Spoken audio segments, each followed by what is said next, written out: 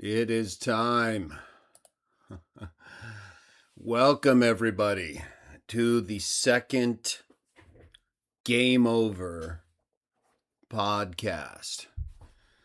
So, if you haven't seen the first episode, it was really the result of us trying to fix the lagging issue we had with our regular live shows. And then we realized, okay, well, let's give this a try. A few people have recommended this to me before. Um, so, the idea wasn't entirely new. But once it happened, I'm like, okay, this is good. Let's do this. We can do a lot of stuff with this. And then, still do our lives when it's important to do for either just visual connection or to show, texts and information that relate to different subjects. So I'm getting this error feed here. That's interesting. This shouldn't. I don't know if this will create an issue with the audio or anything. It looks like I am getting kind of a lagging again. I don't know what's going on. I should have this fixed by Sunday so that we're back doing live shows. But let's see for now if the audio is at least good. So we're not going to be you're not going to be seeing me tonight. I am here. But why look at me, right? Why look at me when when we have we have Sam and me and a lot of other stuff going on in this little colorful thing right here. Let me see. Okay, yeah, I don't know what's going on with the stream and why it's so poor at this time. I don't think it's going to affect the audio. I have been, trying to, again, get it ready for Sunday. I am planning to do a CW Jah live stream on Sunday. Talk about Philo time, kind of continuation from last CW Jah show, just to kind of, at least for now, give you a well-rounded perspective on what the Bible says about time. We kind of talked about Trinitarianism, but we'll talk about it again Sunday. And then what earlier Middle Platonists like Philo, before the Trinity, how they presented time as this sort of Platonic Jew, right? Who's he believes the Bible and he believes in Platonism, and so he uses both of them. I'll talk more about it on Sunday, and it's somewhat contemporary with New Testament activities and writing. So it is important that you have sort of that a little more understanding of this other way of interpreting the Bible with Platonism and Greek philosophical thought that isn't explicitly included in what the Bible presents, right? So this is where you have, again, this division in terms of your interpretive framework. So either way, Sunday we'll get back into that now. The audio seems really okay. So it's good to see you all live here and beyond. Good to see you. Glad you're okay. Now the stream looks better. I don't know why. I do want to know if the audio is good. I'm not really concerned about the video right now. I'll have that, I believe, fixed by Sunday. So don't worry about that. Focus on what we're the thumbnail that we all get to behold. I'll break it down here in a few minutes. Good to see you live here and beyond. Plalalasco, Plalaso, 1045. You want me to collab with a Unitarian? Like on what? Against a Trinitarian? On just no Trinity? Maybe. And read the gospel. God bless you too. Thank you. George! George has been. I'm this. We have a couple Georges. One is like explicitly George. One is he's George, but he's not George. So either way, it's not going to be easy to figure that out. But we'll do our best. Um. Okay. So either way, um, I'm just going to assume that the audio is good because Read the Gospel says it's good. So by good, I mean, right? So like with the video, we had that lagging. If the audio is lagging, like you're only hearing every other word or two and then it pauses, I need to know that, right? So, because I'm not going to just keep going I don't think that's a problem. That has not been the problem. That's why we do the podcast, right? But it should be fixed by Sunday. So, um, someone looking into it. And so I'll make sure it's ready.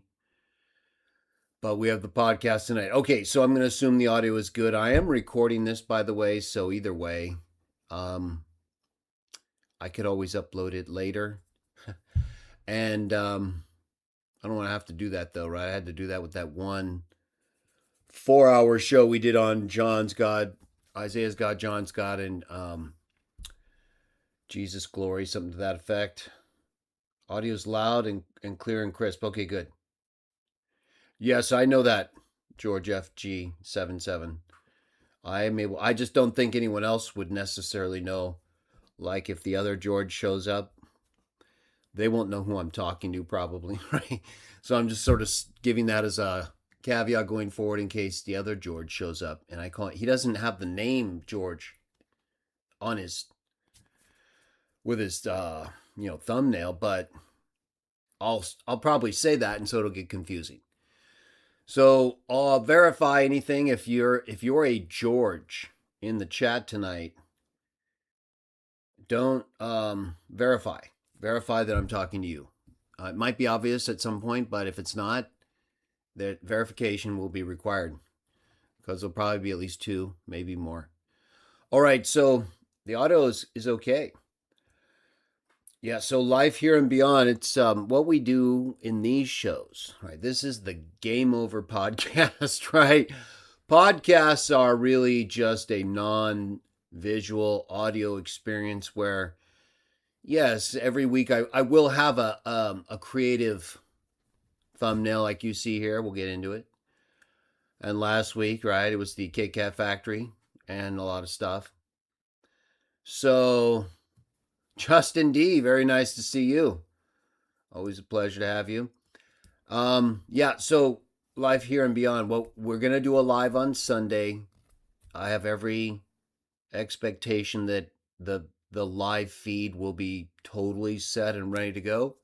Should be a great show. I'm sure George will enjoy it. I'll break it. It'll be understandable, but I think a little bit deep. But then... if this stuff ever comes up, you'll understand. And also what you're going to see on Sunday, just a little preview. You know how Trinitarians, and Trinity is a subject tonight, okay? So we got Watchtower issues, we got Trinity, right? And Sam, right? So, and so Sam, we'll get to him in a moment. Let me just finish this up. So a little preview was Sunday. When we get into Philo and time, and I'm going to show you what he says about all that and how it relates to what I said last show. Life Here and Beyond. Well, that's very kind of you. I really appreciate that. Thank you. I always say when people donate, I don't do it for that, but I do it. I recognize that as a, money is important. I do appreciate it. So the value is seen. I'm just not going to make that a requirement. I'll do what I can as much as I can, but that is appreciative. I do appreciate that, I should say. So thank you. Sunday, yeah, when we get into Philo and time, I'm going to give you some really good references, okay? And I think you're going to see he's pretty much like how we view time, but he's a Middle Platonist, and so his view, this whole thing, like you probably have gathered from my discussion of the energy and powers, but there's more. That will come out more on Sunday because Philo talks about that more. He's a Middle Platonist, and the powers and the energies relate to Plato's theory of forms, and So this is the transition that they make, right? All these ideas and these eternal abstractions that they see corresponding to Plato's eternal reality, eternal abstractions. And so Philo, though, he does have a copy of the Bible. He's got a Greek copy that he's a Middle Platonist who explicitly says he doesn't use or believe God has a name or should be named, even though he knows he has a name in the Jewish texts that he is aware of and uses, but without the name probably. Either way, that's Middle Platonism at work. So there's a reason for that. It's not that he doesn't see the name there. He doesn't accept it in the context of his philosophical thought, regardless of whether the Bible, because they start to see the Greek version of the Bible even prior to the end of the first century as in terms of these Greek Jews as something very special and related to this whole revelation of Plato and Moses being basically from talking about the same things in different ways. And so he relates the two often, right? Allegorizes everything and comes up with a lot of different ideas in association with this blending of what the Bible actually says in a non-allegorical context and what he allegorizes it to mean in light of Platonism. So when he does that, though, he still is aware, and he actually speaks very, very well at times when he's not allegorizing about what's clearly taught in the Bible. And so like he gives like a literal and a non-literal interpretation. They're not always right. But either way, when it comes to time, I think it's pretty clear and it's mostly correct. But again, this is where it differs, right? Because in Middle Platonism, pretty much, although again with Philo, I'm going to show you, I think because of his biblical association and understanding, and this is also something that Henry Wolfson believed, but that others disagree with him over in terms of the temporality of the Logos. I have a whole book coming on Philo and the Trinity where I get into this, so I'm not getting into this too much right now, but either way, right? So when it comes to these Middle Platonists and then later these Christian Middle Platonists and Neoplatonists and ortho-pagans in large part, right? They don't believe all these powers and energies. They don't believe any of those are created. So they believe like what Plato teaches, that you have the eternal realm, right? Where God is, and you have all these eternal abstractions and powers and energies of God, and that he uses those, manifests them in the created realm. This is all coming Sunday. I'm just giving you a foregleam. We'll get right into Sam, Trinity, Watchtower. It's all coming, everyone. Thanks for joining me. Podcast, game over, right? It's game over tonight, especially for Sam, Trinity, and yes, Watchtower. But don't worry. Let's talk about it. We know you guys have problems. We all have problems. Watchtower, come on.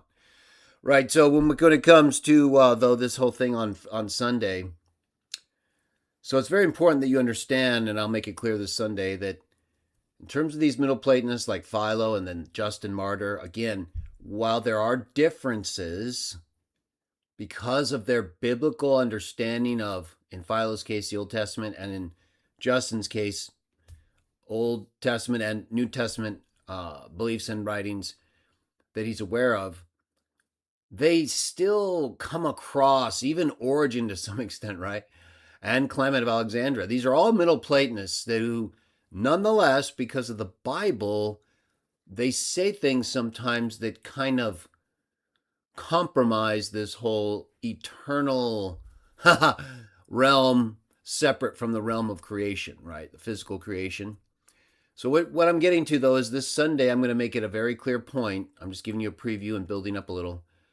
I'm going to make it very clear to you this Sunday where the Trinitarians are getting this crazy objection, when they say, I can't believe you think he's a creature, right? I can't believe you think he's a creature. Yeah, because being a creature that's not sinful in the Bible, it's called the image of God, right? It's called the exact image. They're called his sons, spirit born from spirit, and they're never presented as bad because of that, because of being given life as a spirit. Never. That's never a basis for thinking of them negatively, or, or even Adam negatively until he sinned, which is why Jesus became the last Adam, all right? Didn't sin. And so the Trinitarians who argue this way, they're just, well, they believe in false doctrine, right? So they can't comprehend how a creature, even the very firstborn Son of God, number one born from God, they don't think that's good enough. A creature? You mean he's the first, you mean he's born? He's the beginning? Yeah, he's called the firstborn, and the firstborn's defined in the Bible as the beginning of his generative power, and he's even called the beginning of the creation of God, right? It's so obvious, right? Even in the text in Proverbs 8 where they accept basically, but they lie about and or deny. Multiple times he's called the beginning of his works, right? First of his works. Created first of his way. They're just liars. Even Philo. Okay, this is going to be an example I show you on Sunday. When Philo gets to that text, remember what I just told you. It's almost like we're on Sunday already, right? Well, I told you it's Trinity. We're doing our Trinity part right now, right? We'll get to Sam and Watchtower. Right now it's Trinity. It's always Trinity. Well, they love Trinity. Not that we do, but we know where they want to go. And it's always coming up. Coming up Sunday. Right, so with Philo, he sees texts like Proverbs 8, but his copy of the Septuagint uses a different term. Now, I believe that's because he believes these are essentially eternal abstractions in terms of being part of the mind of God, but I don't believes that the word that comes forth as, you know, the chief power is eternal in the same way that God is. And this is what kind of I think is the issue with Wolfson and why there's disagreement on this. I think it's both in one sense. And so you have to understand what you're saying. When you're saying he's eternal, you're saying really he's just the mind of God. It's not really this personal firstborn. And this is where Trinitarians and later Christian apologists, second century Middle Platonists, they sort of try to make this transition as well, right? From this eternal abstraction of a part of God's mind, right? His reasoning, his wisdom. And they sort of just jump from that into this personalized, eternally born son, which is stupid, right? They just create a contradiction, so they end up denying the very thing they're asserting. Because there is no such thing as an eternal generation, right? That's just something they make up. They make up everything with time in the Bible, like I've just proven. That's not true, and even if it is true, everything they say is wrong anyway when it comes to applying the Bible to what they say. There's temporality everywhere, they just deny it. So once you realize you're dealing with liars, you got to ask yourself how much time we're willing to spend here. Well, if you're in a high-level discussion and you're a high-level, person in that way, well, then you kind of have to, or it can go south in a different way you don't want. Ultimately, though, I think it's a waste of time because these guys are liars. You're literally just spending time with liars and hoping other people aren't as deceived. That's a noble aim, but how long does it take for people to see this fatso here is a total deceiver, right? If you haven't seen that after a few, then there's only so much we can do. And most of us have seen this, right? And we'll talk about his blubber in a moment. But his false doctrine is really the problem, right? He's a liar. He's a blimp who gets up here and lies and blasphemes every day just so he can not work, not be a actual mature Christian. Right? So these guys are all up here just trying to get out from doing what they're supposed to be doing. So you should be able to see that at some point. Same with groups like Watchtower, right? If you can't see that these people don't really care about you, they're just lying, they're pretending. Okay, it's a pretense. That's what they do. It's hard. I know it's sometimes more difficult than being addicted to something, right? Because you're like mesmerized by their so-called seeming night. That's why Satan transforms into an angel of light. He knows that works. He knows that works. So he keeps doing it. Right? He knows the lie works, so he keeps doing it. He knows it doesn't matter if I do a video and make it so clear this guy's a pig-faced liar, just totally avoiding things that are clear. Send him up and lie again, right? So you have to realize when he's just on repeat, which he has been for a long time. He's not saying anything new. He's just in distraction mode, right? Guy literally gets up and does competing lives. He's so insecure about someone like me talking about the truth, right? If he was so secure, right? If he was such a secure man, which we know he's not, why is he running around like a baby, butthurt because someone's up here live telling him he believes in a fake God? Hey, Fatso, you haven't gained security yet? Over how long arguing over this stuff? You literally are still a baby when it comes to people telling you you're wrong, that you're lying about. That bothers you? You still haven't developed any insulation against that after what? 4 decades? Right, because you're crazy.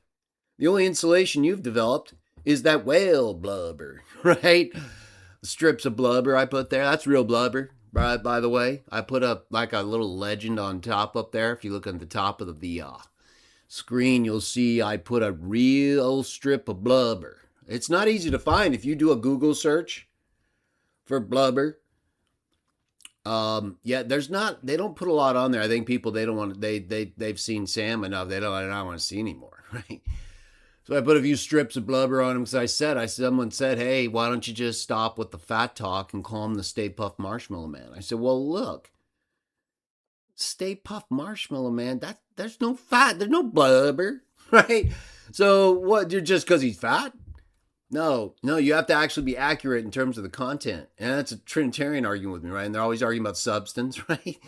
So they don't care about Sam. They care about only the Trinity. That's it. So I actually took time to give him his blubber, right? Whales need blubber. Without that, they won't survive. It's probably the same for Sam.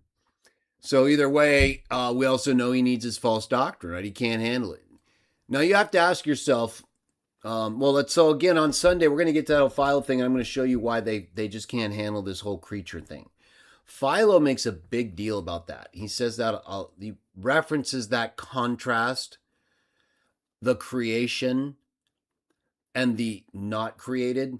He's talking about physical things, and he's talking about the corporeal versus the incorporeal, okay? The visible versus the invisible. It's very Platonistic. And I'm going to talk about it in detail on Sunday. You don't want to miss it. But the way he talks about it, the way he speaks of this contrast, and the way that Philo, Middle Platonist Jew in the first century, the way he affected the later Christian Middle Platonists and Trinitarians, it was massive. And provided them with an interpretive framework where they went insane and Dragon exploited them, right? Game over. And they went beyond the writings. So you're going to see this on Sunday. I'm going to make it very clear to you where you're going to understand on Sunday, not just more about first century Jewish Middle Platonism, interpreting the Bible with Plato, and where some of the Trinitarian ideas and understandings of God and Jesus kind of stem from. And you're going to see very clearly why Trinitarians are just brain dead when it comes to rejecting a perfect creature who was sent to redeem us from the fall of a perfect creature. And sinless was the first one, wasn't, right? It's exactly what the Bible teaches. So, but you're going to see the language used by Philo is really what gets these Trinitarians worked up. But the problem is he doesn't share the same understanding as they do in terms of things like, powers, energies, angels, or even Jesus, right? The Logos, or God. So, nonetheless, because he was so influential, Philo that is, and his Middle Platonism prior to Christianity, they also take from him this reaction to the difference between the corporeal and incorporeal, physical and non-physical, okay? And that's what's happening with Trinitarians. That's where that started, really, in the way that was most influential for what became their beliefs. And so I believe it also is likely the source of why they have this abhorrence, right, for something so obviously biblical and clear. They've come up with this interpretive framework from Philo and others that they then permutate into their own perversion, and they think a creature just isn't worthy. It's not where it's how could it be a creature? Right? Because they don't think you can be a creature and still be in the realm of the divine. But in many respects they do, right? They say there are angels that are created in the realm of the divine, right? So they don't really even know what they're talking about often. The ortho pagans know their belief better, so they understand exactly what they do and don't believe. But they also realize the Protestants barely know anything about this. Even some of the better apologist ones don't. Sam's probably the best one because he's been trying to use all of these systems. But most Protestants don't care, or they'll use certain parts of it, like the whole wisdom thing I talked about last time. Um, the fact is, though, the Protestants would not accept, and you'll see this Sunday, they will not accept Philo's view of the powers and energies. They don't accept Philo's understanding of the Logos or the realm of the divine separate from the created realm. Um, so I'll show you that clearly on Sunday as well.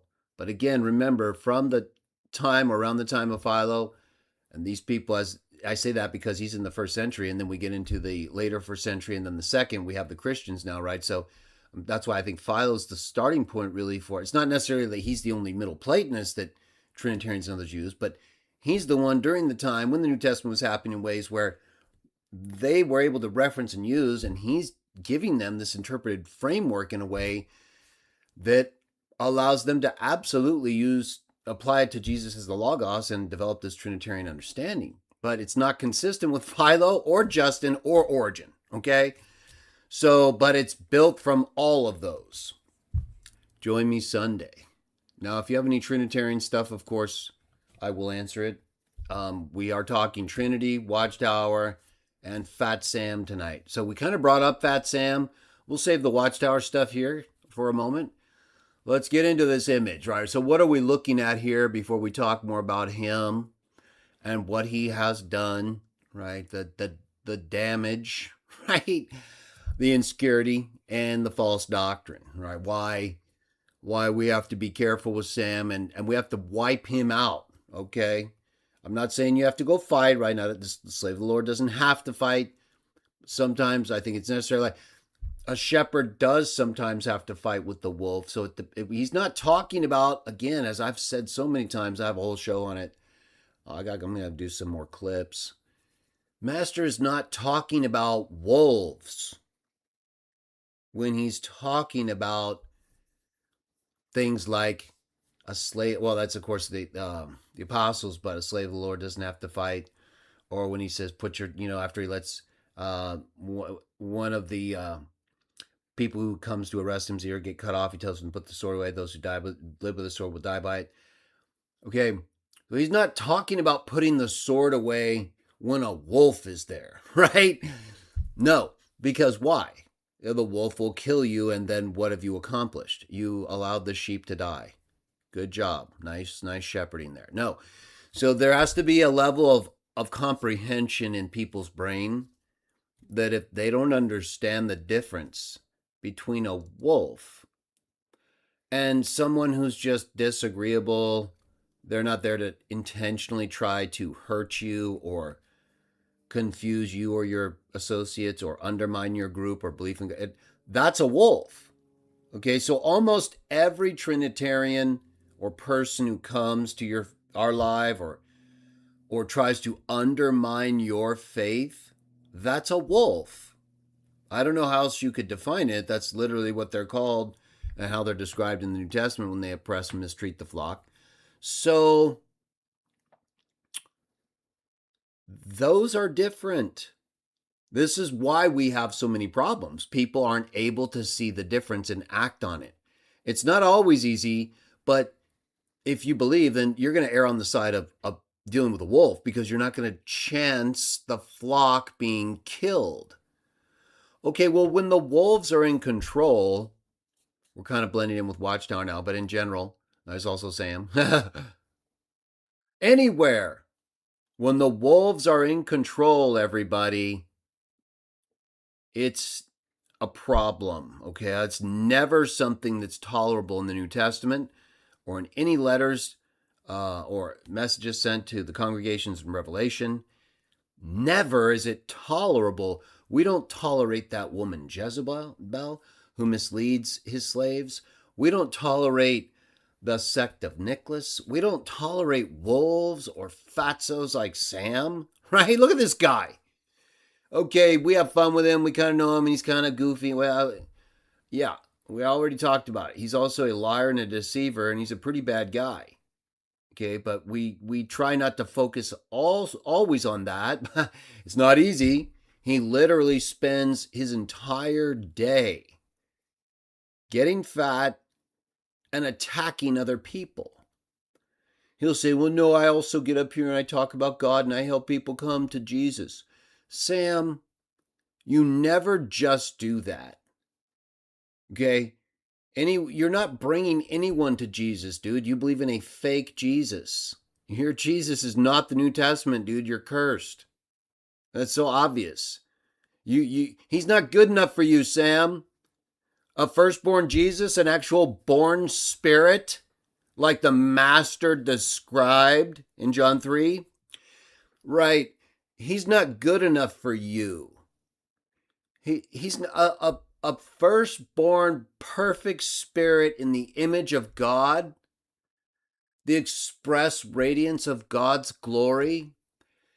He's not good enough for a pig-faced fatso with veins of blubber running across his Stay Puft Marshmallow body while he blasphemes God, attacks people and their mothers, creates dissension among brothers, lies to everybody, right?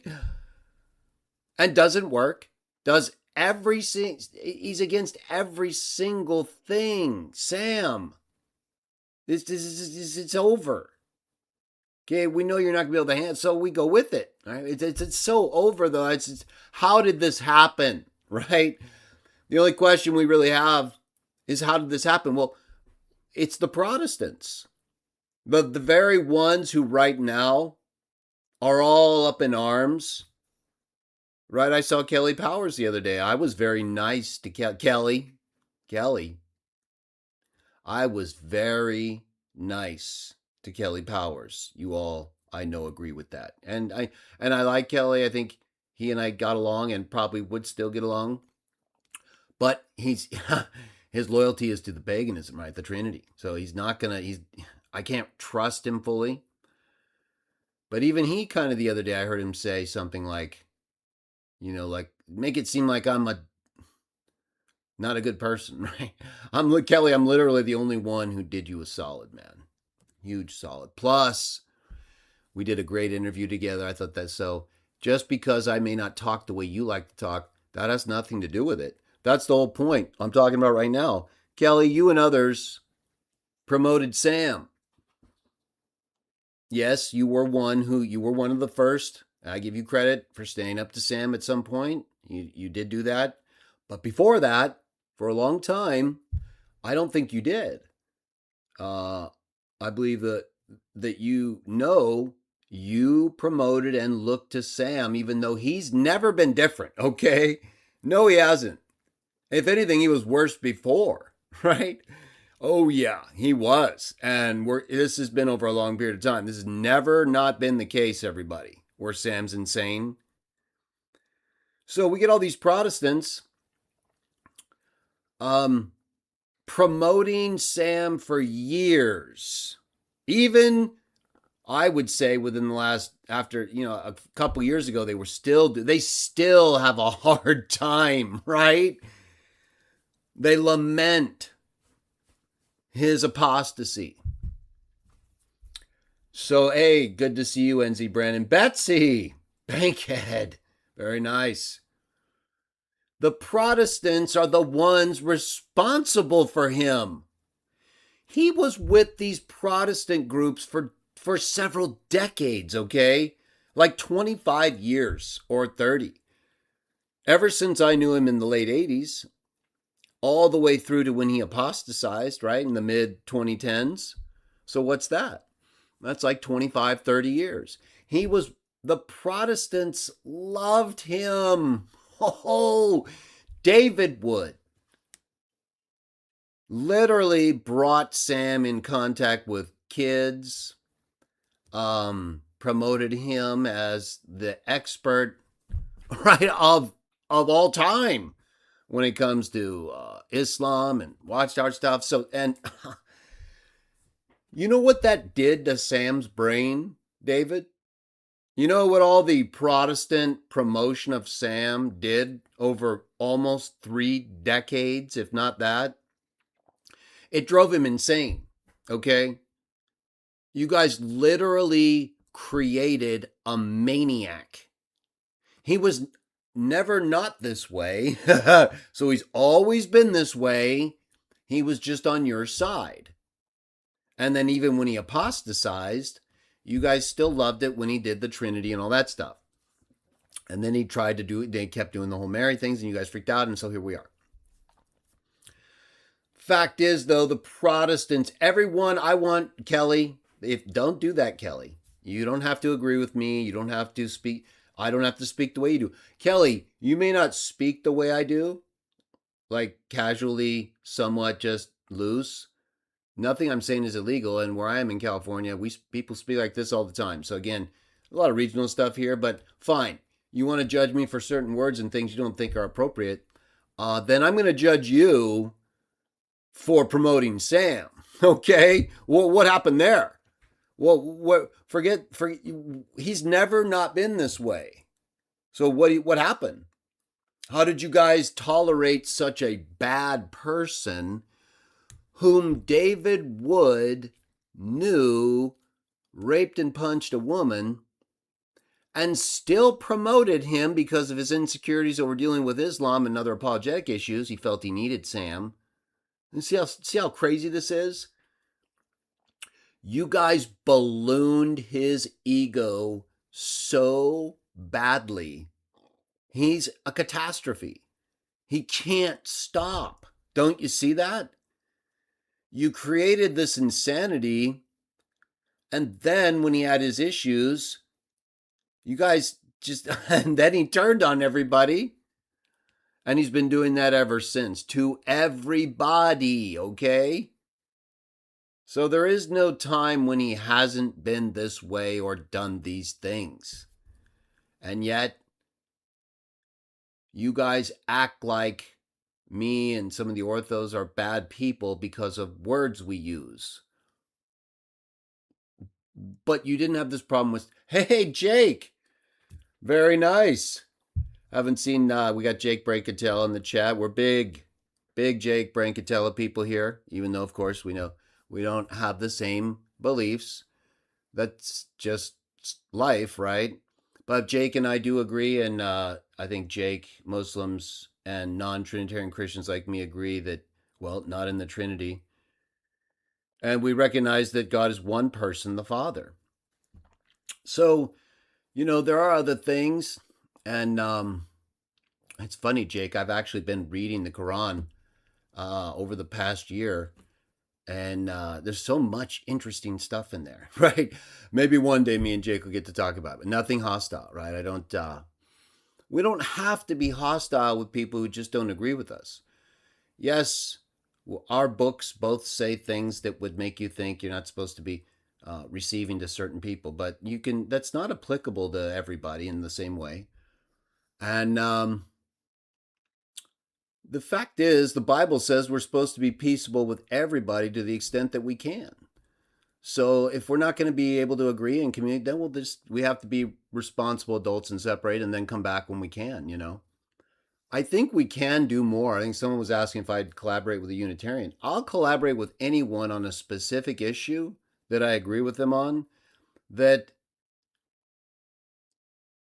clearly doesn't compromise my or the other person's beliefs, right? So it would have to be something we're jointly advocating for. And then we'd have to just resist the attempts to peel us off from each other while doing so, which Sam does, right? He's one of the best, right? Sam loves to create discord. Oh, yes, he does. And he's very good at it, too. He has the minions, right? The horde. So Also, everybody, okay, I will, Jake. I checked it earlier. I didn't see anything today, so it's probably something recent. Jake also has a book coming out, I saw, on New Testament and thereafter Christianity. Also, some Philo stuff I saw he's going to be talking about. So, I would highly recommend you get his book, okay? Regardless of whether he makes the same conclusions as my fellow Christian Witnesses of Jah, we all know, I think most people who are with me know, we find value in anything if possible. And again, we don't have to seek out conflict. We have enough of that with Sam and the other pagans, right? So I think actually we need to seek less conflict, even with the pagans. But right now it's almost impossible because I'm attacking their foundation. Excuse me, the whole foundational system of where things separated with early Christianity. So I don't think we're going to be doing much collabing with the Catholics, ortho pagans, or Protestants. I think they're all hypocrites in their embracing and promotion of Sam before he turned on them.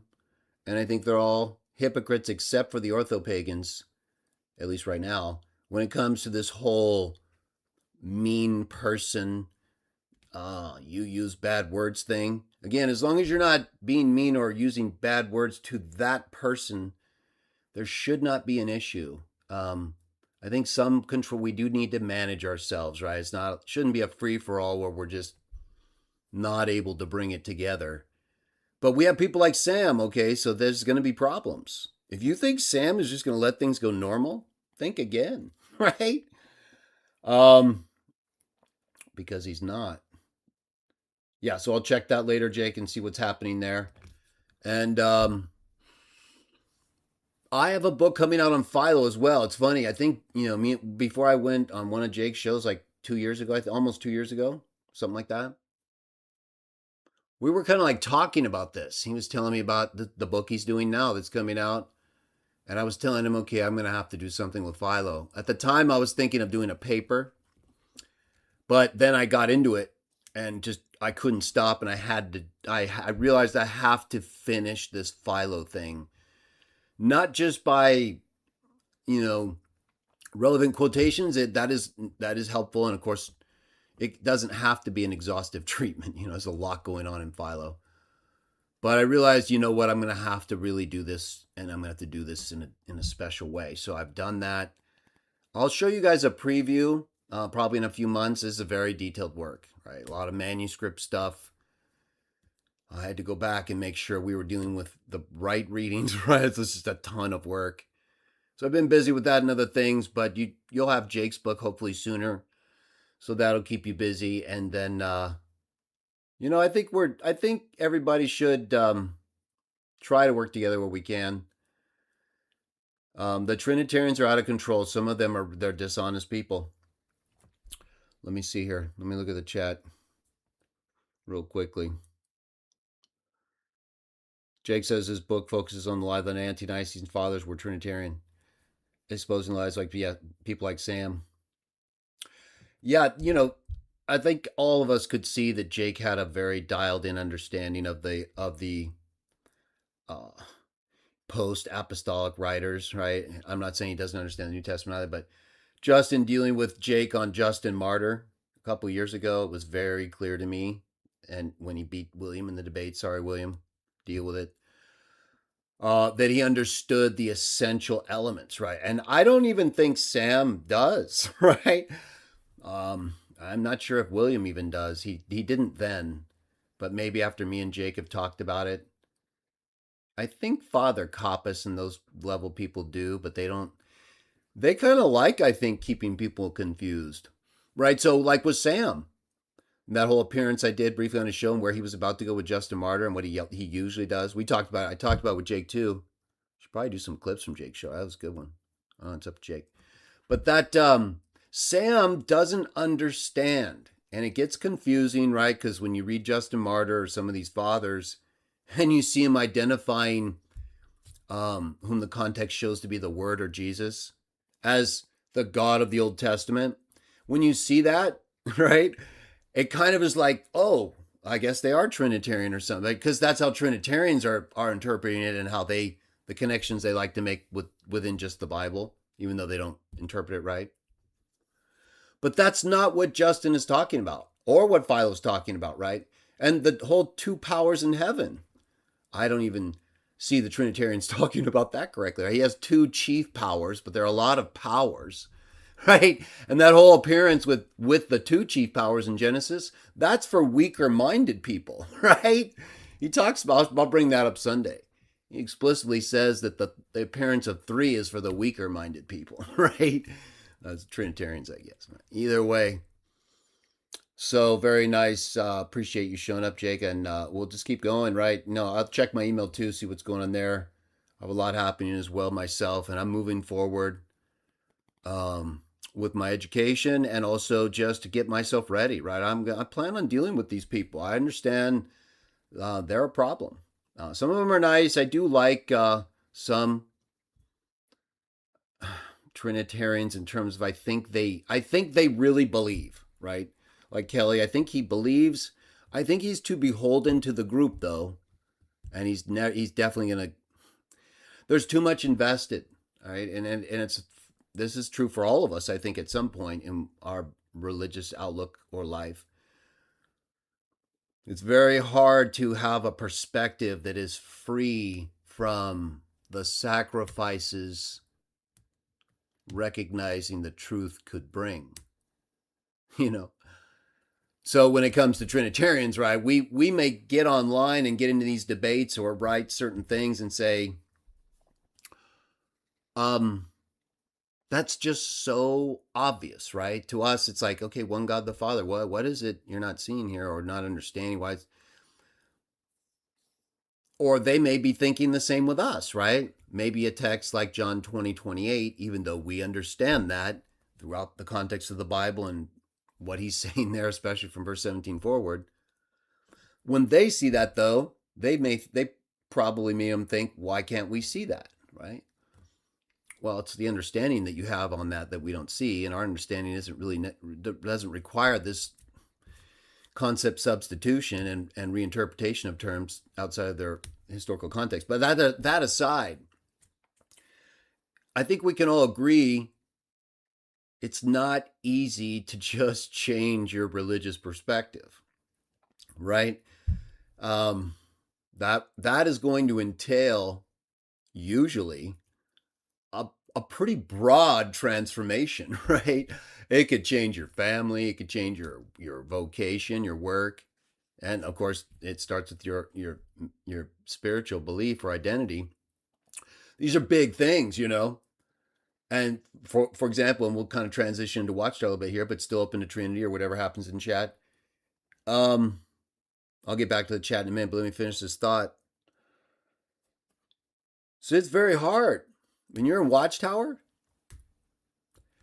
and you disagree with them, right? Watchtower, this is the problem we have today, of course, and I've had for a long time, is you reach a point where, since I was in Watchtower, I know it's the case, or at least believe it enough to be able to say, you can see something is not correct, that's serious, but everyone's ignoring, right?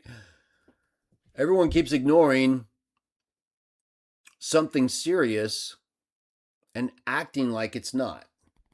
And if you act like it is, they're going to take out you breaking the act on you, right? That's hard, right? It's a hard realization to come to when you believe that your behavior and your beliefs are sort of trapped unless you're willing to be quiet about them or deal with an open transformation of differing degrees, but that's going to be pretty serious no matter what, right? So religious identity of any kind, right, can have this effect, but religious especially, because again, the bonds tend to be deeper interpersonally within yourself and God. So it has your internal transformation tends to be more profound. And then your family, right? Even if they're not serious believers, like you could have a family of people who belong to, say, the Watchtower, is what I've experienced with, but they don't really take it that seriously, you know.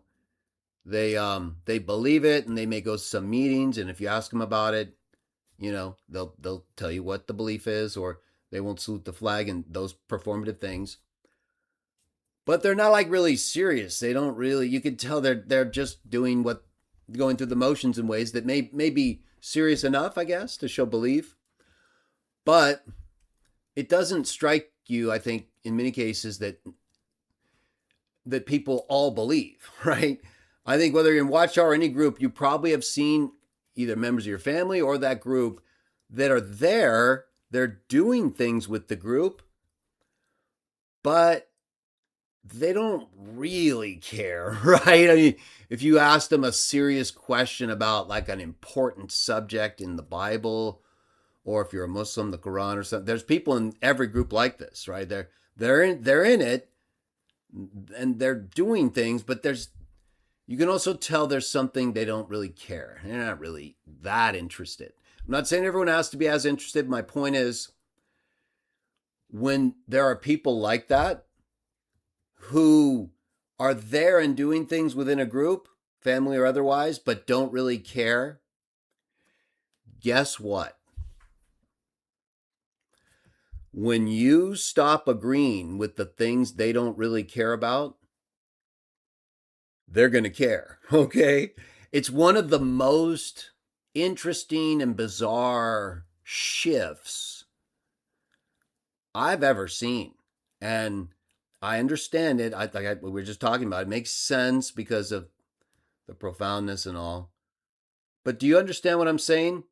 There are people in different religions right now, family or otherwise, whom I know, who are in those groups and who do some of the things and sort of believe, but they don't really believe. You've seen or asked them questions in ways that show they're just sort of there because it's their group, it's their family, and it's who they know. Okay, and that's fine. I'm not giving this illustration to judge them. I want you to focus on that person, that kind of person, how they don't really care, but they're there. But once you disagree with what they don't really care about, that's when they start to care. And that to me, it's like unlocking someone's emotion, right? How can we how can we get someone to care that much for what you're saying that is true? If you tell them something that's true, but they don't accept, they're going to care a lot. That bothers them, right? They're going to, now this whole not caring is out the window. What? You don't agree with the organization? Okay, I can't talk to you anymore. You're apostate. It's that serious, right? They'll be someone who doesn't care really. If you just show up and say hi, hey, how you doing? You just normal person, nothing special, no big deal. Disagree with them, even though they don't care and it's no big deal. Now you got a problem. Okay, so there's something that gets unlocked there. And, it seems to have a lot to do with just this whole identity crisis issue, right? When people start to, well, again, when the illusion starts to kind of crack a little in any circle, whatever it is, if it is, there's something powerful that happens there. And that's what keeps a lot of people in Watchtower, right? So I was going to talk about Watchtower tonight, and that's kind of where I wanted to go at some point, and that is, this is really the most difficult part. And I've had to do it now since at least 2003, right? After 3 dissertations, after the white debate, really right before that, but in the second edition where I talked about blood, that even though I wasn't against them in that, it was neutral, kind of just dealing with the whole blood issue. But once 3 dissertations came out in 2003, it was game over, pretty much, yeah. And all the apologist community, Watchtower, started to, slander me, right? A lot of them regret it today and have apologized, and that's fine. I understand. But, all I was trying to do was make us a better group. I was just trying to make us what you're being made into right now by telling the truth, by risking my associations in my personal life and friends because people were relying on me to tell them the truth.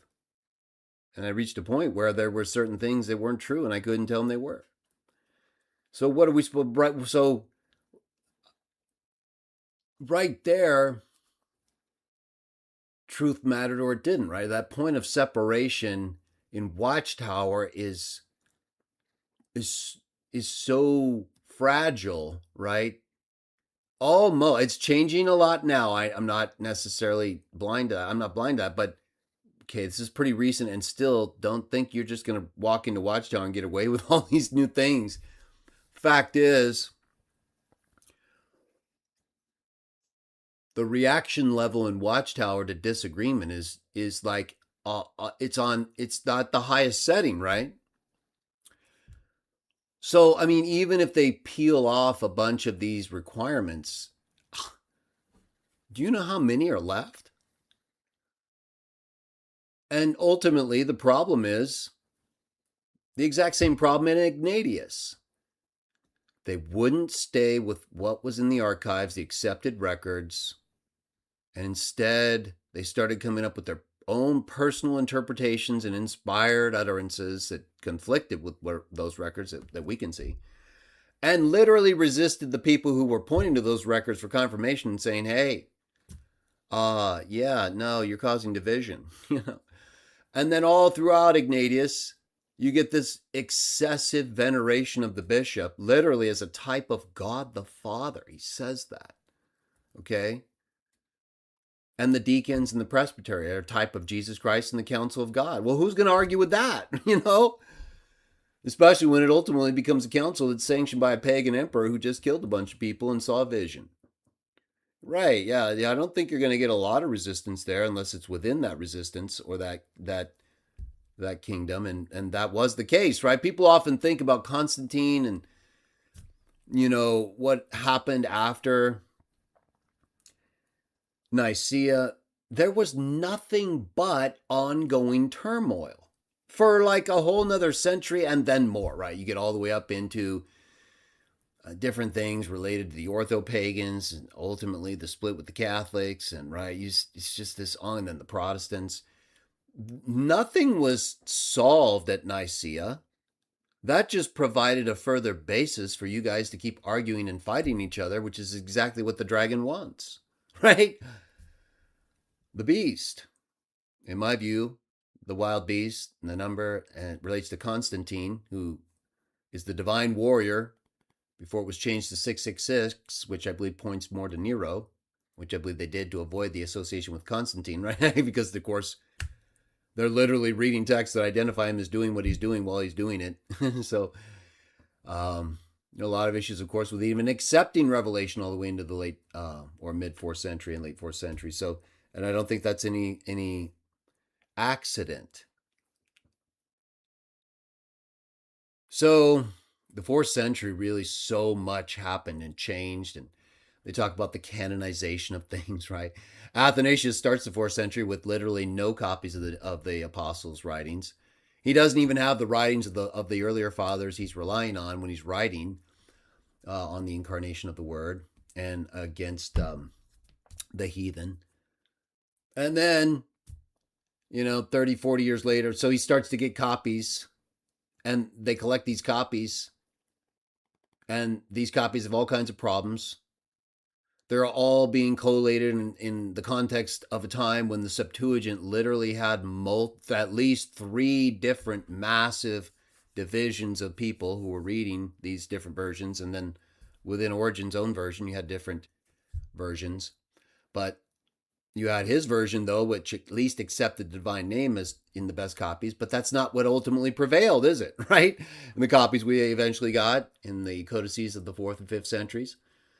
So, and yet in Ignatius, we see that earlier on, we had this problem with the canon and the use of the archives late 1st, early 2nd century, right? So then you get into the later part of the 1st century and early 2nd century, and you got Origen collating all these texts, and he's trying to make the best Septuagint version he can, seeing it as inspired, but not rejecting the Hebrew entirely. And then Jerome kind of picking up where he left off in a way where Jerome then begins to use the Hebrew for his Latin translation because of the divergent copies and traditions of the Septuagint, which the entire world, according to him, was using at that time.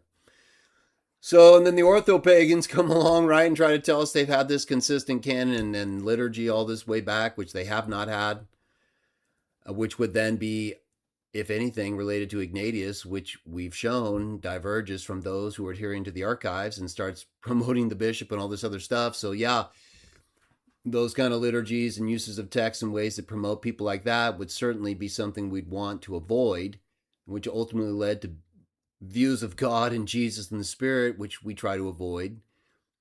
So we're ultimately left with the same thing that they had at the time of Ignatius. What was in the archives, right? And so, in any case, I think on the Trinity, I think we've covered a lot there. We can go back to it though. But with Watchtower, everyone, so how's it going to go? Well, it's easy with Watchtower in many ways. Don't be too. I would encourage people who are familiar with a lot of the problems in Watchtower to, not be too. It's going to be hard, right? It's not easy. Be as understanding as you can, okay? Because if you know some of the people like I do, you know that they actually, many of them, they really believe this. Now they're still responsible for understanding it better and not falling proven liars, but it takes time sometimes. It takes time for different people to figure this out. Just try not to lose them as you're trying to help different people figure things out. That's why I say, it's hard to collaborate with groups like that, although with Watchtower people I do, right? We can work together at sometimes, but ultimately, I don't know. I guess, we're just going to have to try to work together in ways where if we have a decent relationship with people, we should try to keep it that way. We should not try to cultivate new fights, right? I don't think that's a wise thing to do. We already have enough existing conflicts that we haven't been able to resolve, right? So we either finish those off in a way that makes sense and we can move on, or we should try something else because while we do have to deal with people like Sam, they're not going away. And people like me and others are positioned to deal with them. So, hey, I don't really enjoy it most of the time, but I know I have to do it. So I get motivated for you guys because I know many of you are still dealing with a lot of Sam's insanity or the people like him or his minions and other Trinitarians. And or you're dealing with issues in Watchtower, right? Your Watchtower doesn't really give a lot of people today. They used to be more involved, like several decades ago and earlier. They'd be more involved in some more deeper studies of issues related to things like the Trinity or translation, but it's just not happening as much anymore officially. There are a lot of smart Watchtower people though, and they can work. They work together at times.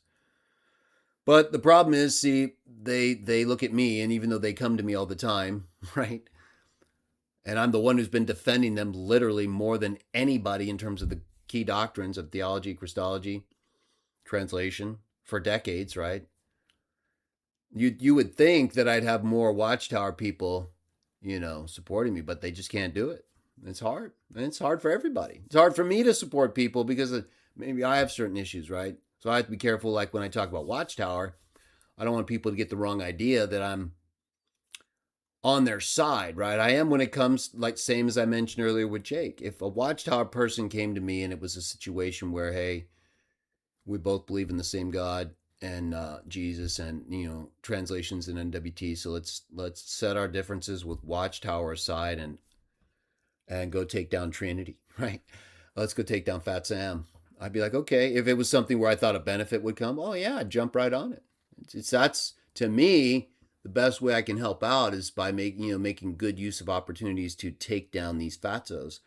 Or when I say that, I mean by people who have uncontrollable eating habits, right? They're not managing their diet like the Bible tells us, and or they're unemployed. Oh, heavy people.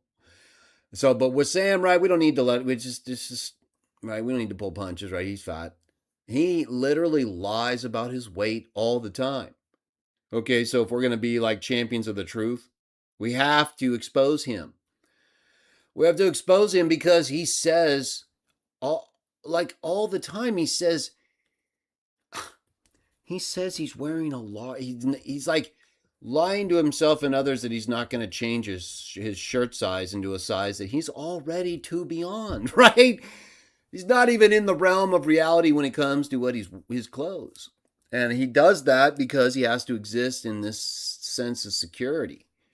He knows he's lying, but it doesn't matter if you don't tell him.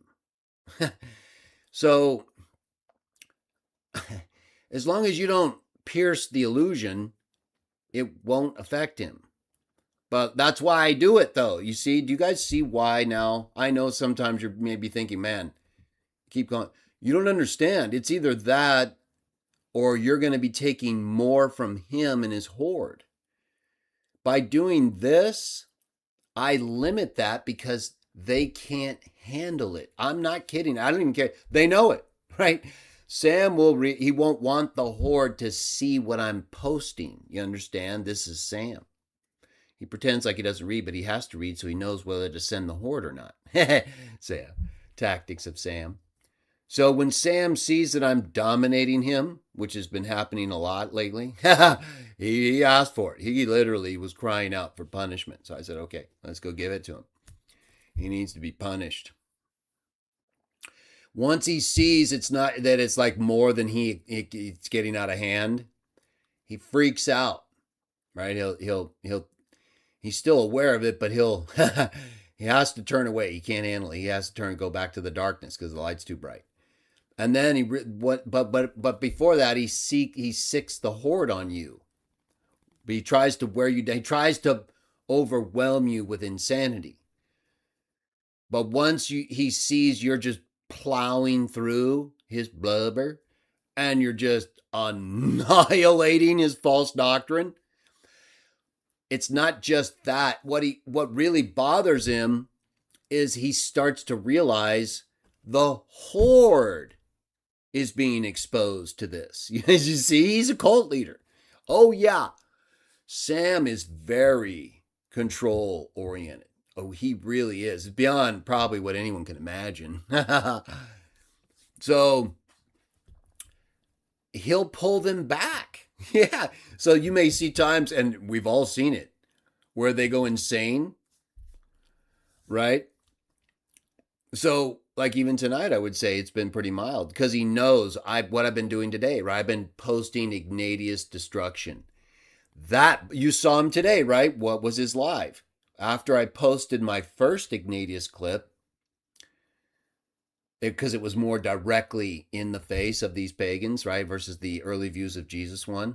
That probably bothered him. But once he saw me doing like these more focused clips, he went insane. And that's why you saw him go live on Ignatius, right? He went insane and did one of his combination video montage where he just goes bananas. It doesn't even matter what the title is, right? That could be totally untouched in the content. And so, but he has to do it. You understand? He has to do it to feel better because he's been damaged. Sam has been damaged, and he admits this. That's why I try to just keep pounding him. We have to widen that gap, that crack in his brain. We have to make that like a chasm, right? And then I don't know, maybe all those demons in Revelation will come out. You know, the horses with the long hair and the scorpion's tails. Maybe that's what happens. Maybe the key of the abyss is that hammer in my hands with Watchtower, and it's breaking open his brain. And all the demons are going to come flying out like wasps. You ever seen a wasp nest? We have them around here, and sometimes you disturb them, they go insane. So Sam's brain is like a wasp, right? It's like this demon haven where if you disturb it, if you break, they're gonna come just rushing out, right? And Sam will just be paralyzed, right? Paralyzed in a state of blubber until they return. So anyway, when he gets insecure like that, when he starts to see that he's getting exposed, like just annihilated, like he was getting blown out on Isaiah. So he started freaking out on Isaiah. And then his minions started freaking out on Isaiah and John. That's a big one to them. The whole glory. The glory of John 12:41 and Isaiah 6 and Isaiah they love that. They really do. And that's so wrong, right? Literally, John does what, everybody? He quotes Isaiah 53 and Isaiah 6 to talk about how they've been blinded, right? How they can't see. Right? And yet it's talking about the glory that Isaiah saw that made him speak of those things that they can't see. Well, what glory are they not seeing? The glory of a man, right? He's not shining the glory of Isaiah 6 out in there in John 12 saying it's over, right? And it literally says Isaiah 53 was fulfilled in that. And then John 6 is fulfilled in the fact that that's why they can't believe. Exactly. They're blind because he's a man, and the glory that's dishonored is the glory that John says Isaiah saw and spoke about. It's so obvious, right? But they want to see this heavenly glory that allegedly is something they're blind to in John 12. It's so stupid, right? It can only be human glory pagans. But because of their later pagan usage from the Cappadocians, and then the Protestants went insane, Dr. White loves John 12, Isaiah 6, false connection. Sam was trauma bonded with this interpretation, right? He's obsessed with it, and many, many other things that are coming crashing down, right? His whole Isaiah 48 fantasy is gone. By the way, on some of those clips, I'm going back through them and kind of erasing just a few fatzos, or, I know a couple times I throw in the word fag, right? Well, everybody, these people are gay. Most of them are gay, and they've been preventing people from being married, just like the Bible said they would, right? That's the Catholics are just filled with the homo and preventing marriage. And then you have the whole thing, I think, that's not spiritual, where they prevent multiple wives for non-overseers. So there's definitely a Sam's gay, right? Bo Branson. And then, of course, many, many things with him. His obsession with me, of course, that's gay. But either way.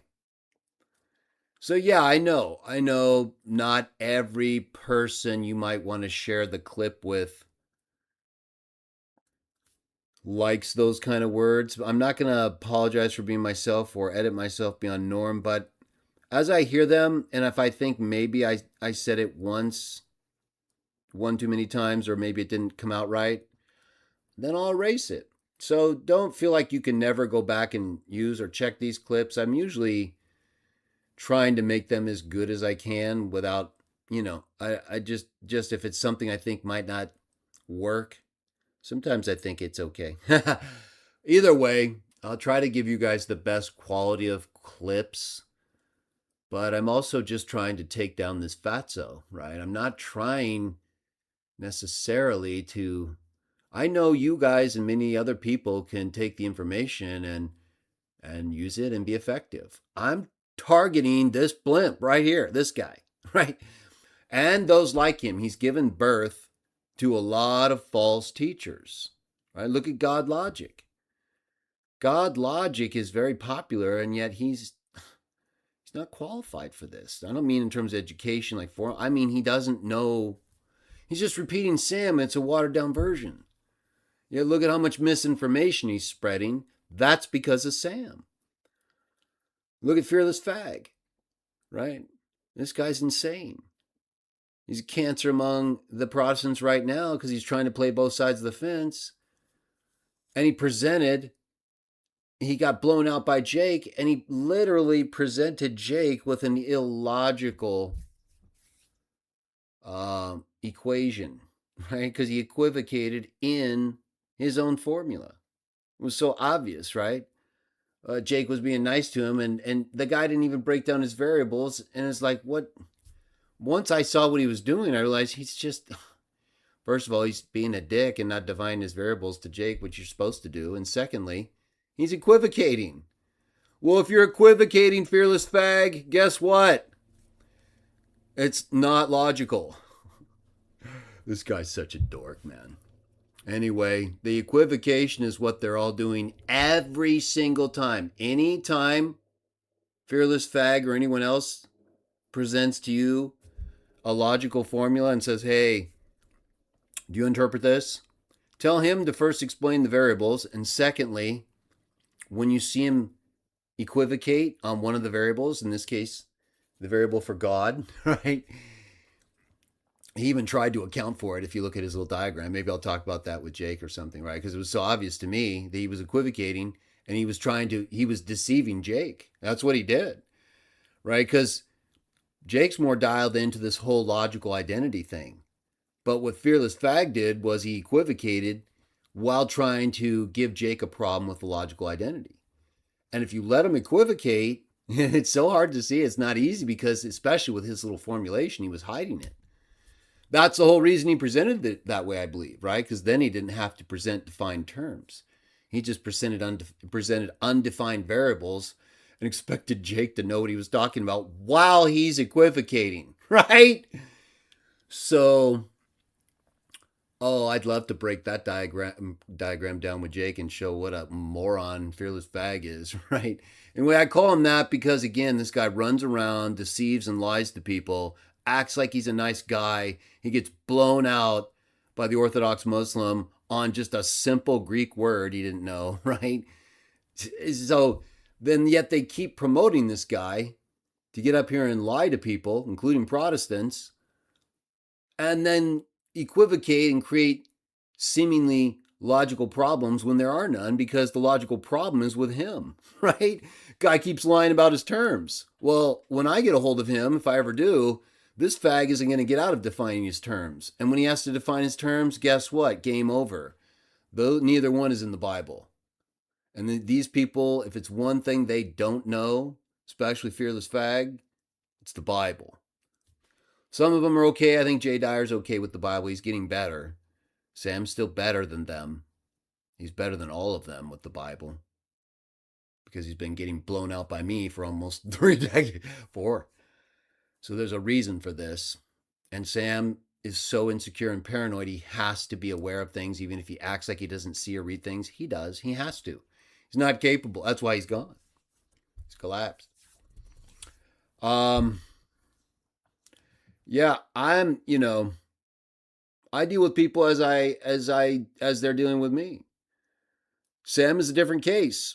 And I'm not going to hold back on someone who I believe is a deceiver, a liar who breaks up marriages, punches and rapes women, lies about me, puts up disfigured images about me, defames my God, blasphemes my Messiah, attacks Watchtower people who are just trying to be decent people, and he takes advantage of anybody he can to make himself feel better just so he can then go eat and masturbate, okay? No, I'm not going to consider him a decent person. Yes, it's like, again, right? We have to treat him like Satan. There's a level of respect that has to be there, but not much. And certainly I would respect Satan more than this. Well, they're about the same. They both don't care about the truth. They both attack the master, and they both defame God's name. What am I supposed to do? Like them? Am I supposed to just turn my head away and not care? No, I can't do that. He's a wolf. Okay, he's literally attacking other sheep. Sorry, maybe you don't understand the job description of a shepherd. I don't know what to tell you. I don't like doing any of this, really, whether it's arguing calmly or addressing this fatso.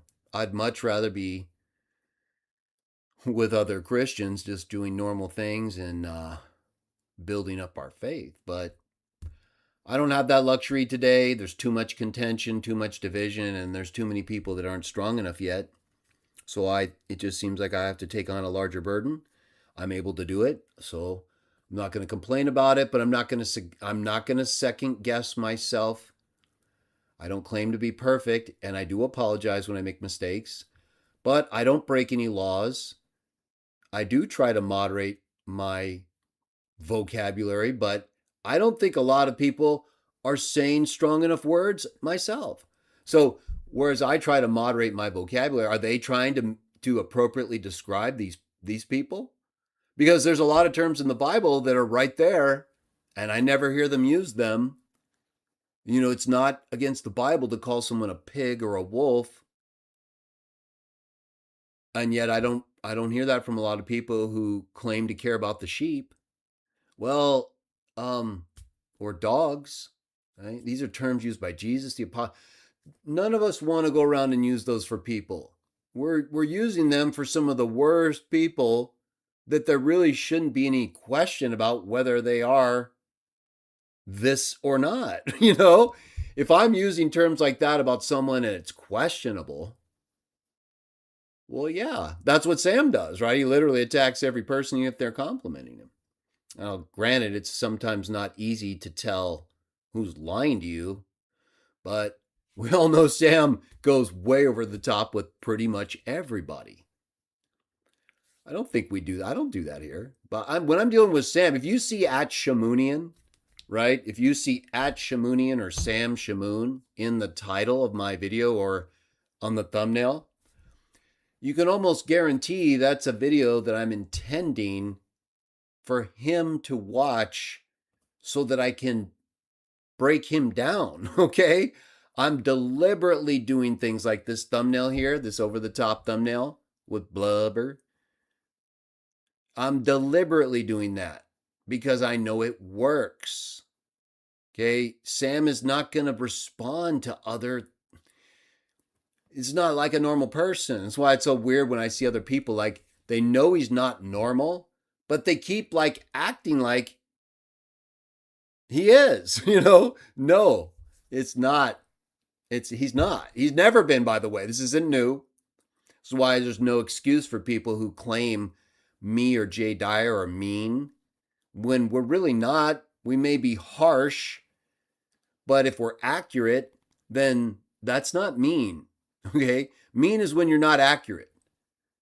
When you're not telling the truth about someone, that's mean. So if you're harsh,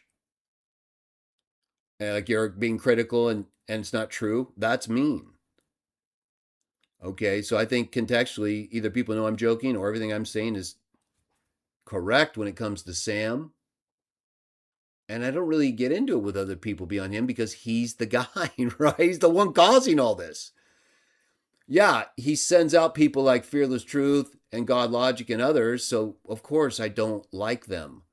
Why would I have a liking to people who are the students of the biggest blasphemer on the planet and who literally run around and deceive thousands of people, hundreds of thousands, with the exact same lies that I'm dealing with him, right? So it's not an easy environment to be in because we're dealing with this range of characters, some of whom, like Sam, are at the farthest, most extreme end of difficulty in terms of overall package of insanity. And then others, like God Logic, right? He doesn't seem like he goes pretty hard though, right? So while he doesn't seem like a bad guy, like he's not using a lot of harsh words, maybe. But I don't know. Look at what he says about the Muslims. Look at what he says about Watchtower. Everyone's going to hell. It's of the dead. This is Sam. So you mean to tell me that someone who says you're of the devil and going to hell is not as bad as someone saying you're a pig-faced fatso when you are, right? After you've been blaspheming and attacking people and raping and punching women? I think again, this is what Sam and the devil does, right? He skews everything off so that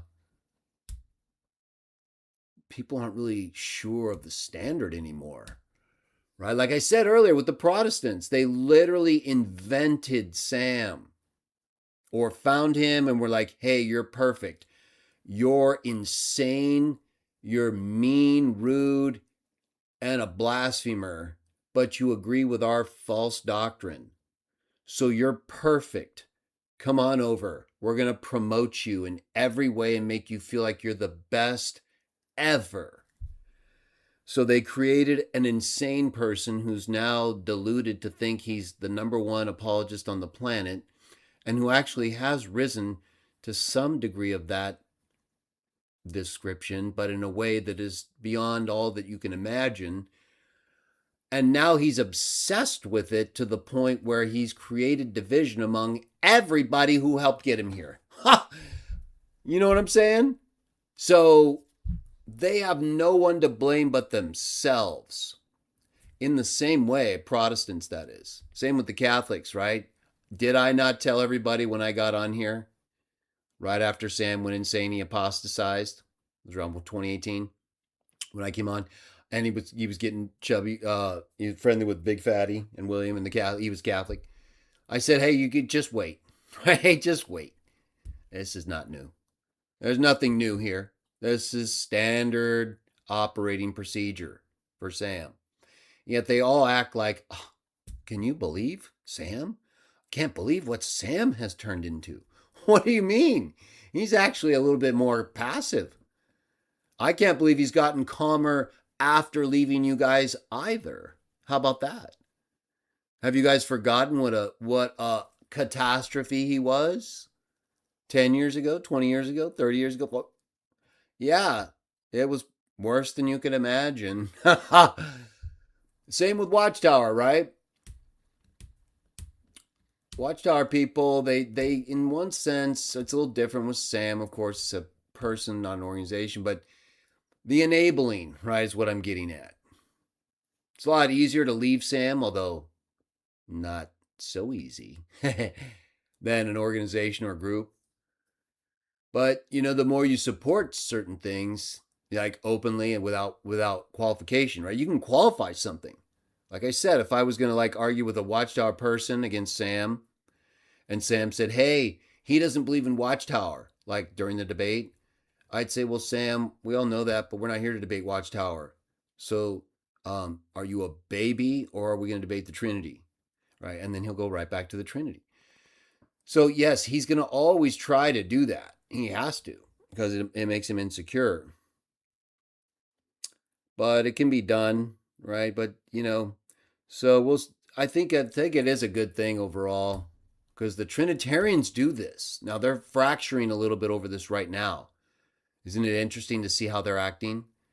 See, a lot of them don't even realize what's going on with this whole church history and their different views of God and Jesus. And now they're seeing, and as a lot of Protestants really start to see this worship of the bishop and the presbytery, and the way the dragon took over the church and transformed it into this hierarchical structure of paganism, right? I think it's going to shake some of them. And then hopefully as they start to see this break in Ignatius with him wanting to promote the bishop as a type of God the Father versus the other Christians there who wanted to look to the archives, what is written, right? There's some sola scriptura argument for you Protestants to use against the ortho-pagans. Just cite the people that Ignatius was against, but that's going to create a bigger, if not an initial divergence with you and Ignatius, which should be there anyway, because you really don't have anything to do with him. He's a modalist, and also he's a bishop venerator and a deacon promoter and a presbytery honorer beyond what he should be. And he rejected those who wanted to confirm things with the archives and started saying Jesus and the Spirit were telling him things that couldn't possibly be true based on those archives. So I think the Protestants will start to see some of these things. They'll see they can still be, I guess, sola scriptura without this tradition, but see, they're still into the councils. Protestants, even if they see what we see in Ignatius, what are they going to do with the councils, right? It's going to shake their whole foundation, because without those councils and creeds of the later Trinitarians or the pagan Christians from Nicaea forward, without those, you don't have Trinity. Okay, yes, you have some Middle Platonistic views of God and some of the pre-Nicene fathers that are similar to a Trinitarian mentality in the way they view these eternal abstractions, but they're not the same. So you wouldn't have this orthodox view of a Trinity without those creeds and councils. So the Protestants are sort of locked into those, that locks them into Constantine. And unless they become like us or some other group that rejects Constantine, all those councils and creeds, and that whole business of setting up a new church, new churches. And I'm going to show you more on that. I got a lot more. Just wait. Unless they're going to go before all of that and try to attach themselves to one of the pre-Nicene fathers, or like us, stay with what is written. And we're sola veritas because we need to be able to verify what is written based on the best available evidence, but it's still ultimately what is written, right? We go with truth alone because we've got to verify what is actually written. That's truth alone. So we're closer to the Protestants on that. I don't know. I don't believe the Dragon Church is a credible church, though, and I know they're not. So whatever we can do to help people get away from Nicene and post-Nicene creedal Christianity, Catholic and ortho-pagan, and anything outside of what we can establish is based on the best available reasons, right? Even the Muslims' view of Jesus and God is better than the Trinitarian Nicene, post-Nicene formulation. That's a lot of what they are rejecting, of course. So again, while we have some differences with the Muslims, they're not. I think it might, if possible, I don't know, me and Jake might be able to talk about it at some point. I'll have to check his email. But, right, the Muslims, they do believe um, in the creation of angels and jinn, right? Now, how the Quran is meant to be interpreted when it talks about Allah not having a son and different things, right? It's not for me to say. I just know what I've read it and what I've noted it says. But I don't know necessarily that I'd have to know exactly what they mean officially in terms of, are you just saying you can't have a creation like an angel or a jinn that's considered a son because it's of the same, spirit nature? It's a spirit like God or Allah. So I'd have to explore that a little bit more through their hadith and with people like Jake and others. I've read through the Quran and I've made a lot of notes. And I have a much better appreciation for its discussion of Christianity. There's a lot more in there than I thought before I read it in detail. So, but I noted that there were things that seemed to be saying some of our beliefs wouldn't be acceptable, but I wasn't clear to me that was the case, right? Like associating partners with Allah. I don't think anything I do, right? Shirk. I like all these words too. That the Muslims have a lot of very interesting words. um, Partners, right? See, I don't view anyone as a partner of the Father, even in the role that I give Jesus, the high role of being someone who worked with him and putting things together. That's a carpenter's son association. That's not a partner. I don't see him as a partner.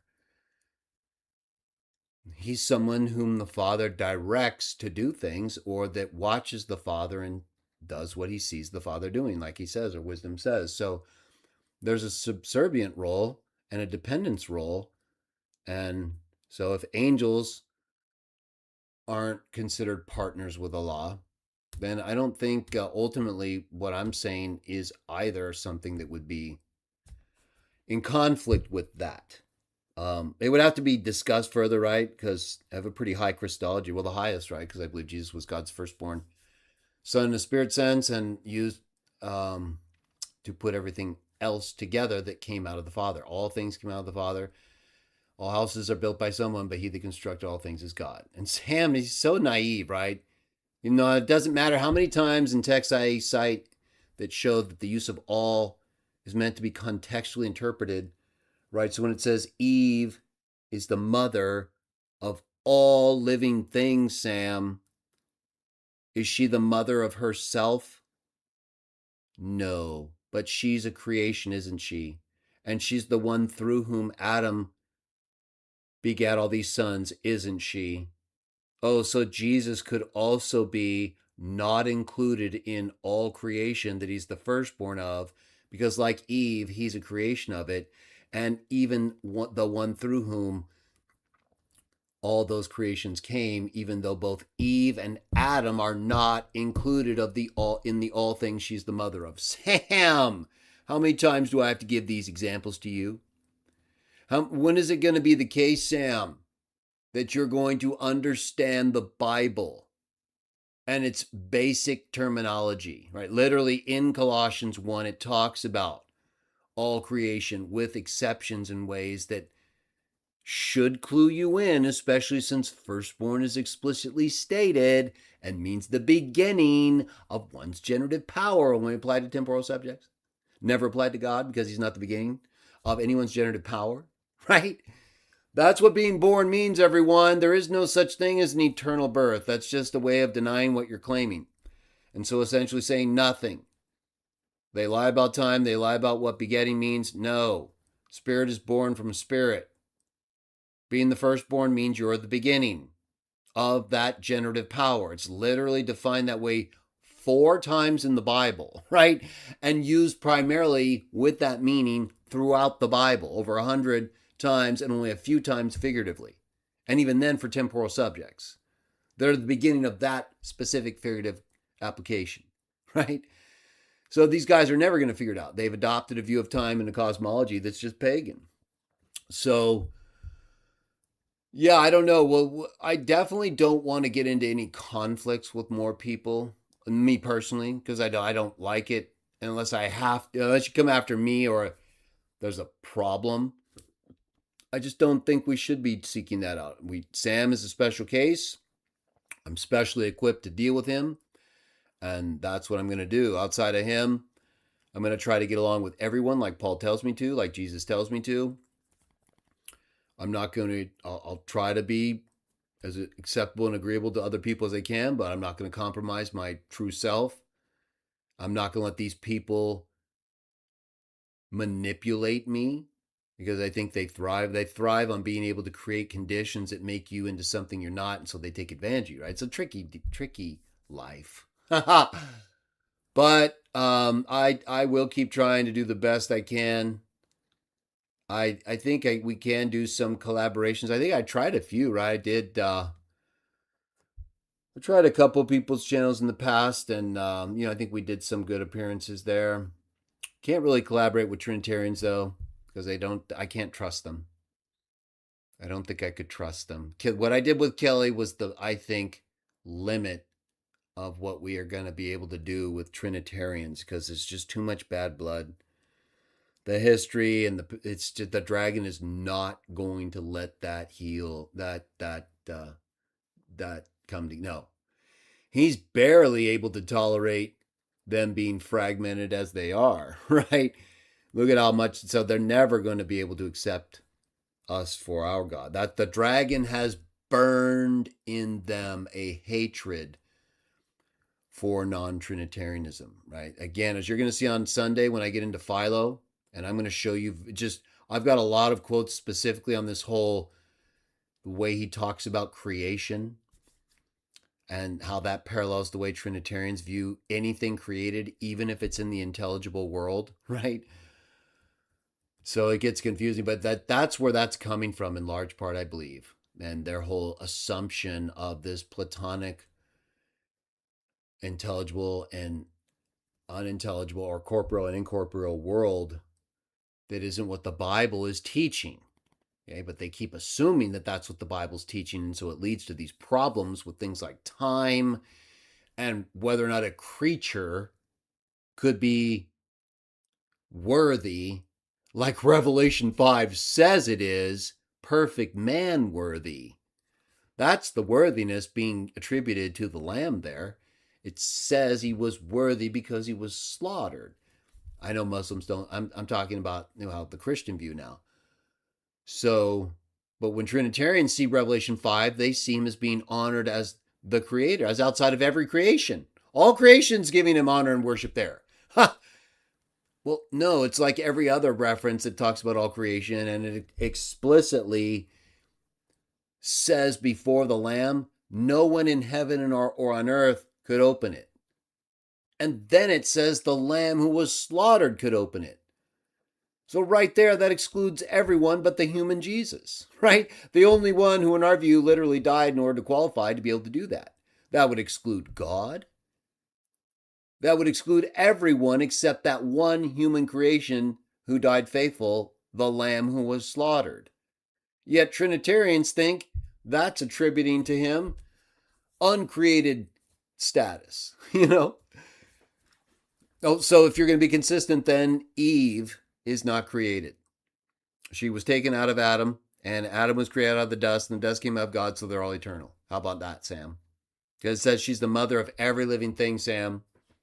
So how could she be? How could she have had a mother or a creator? Right. She's the mother of every living thing. That means she's her own mother. Did you know that, Sam? Because if Eve is the mother of every living thing, she's a living thing, Sam. Right. So is Adam.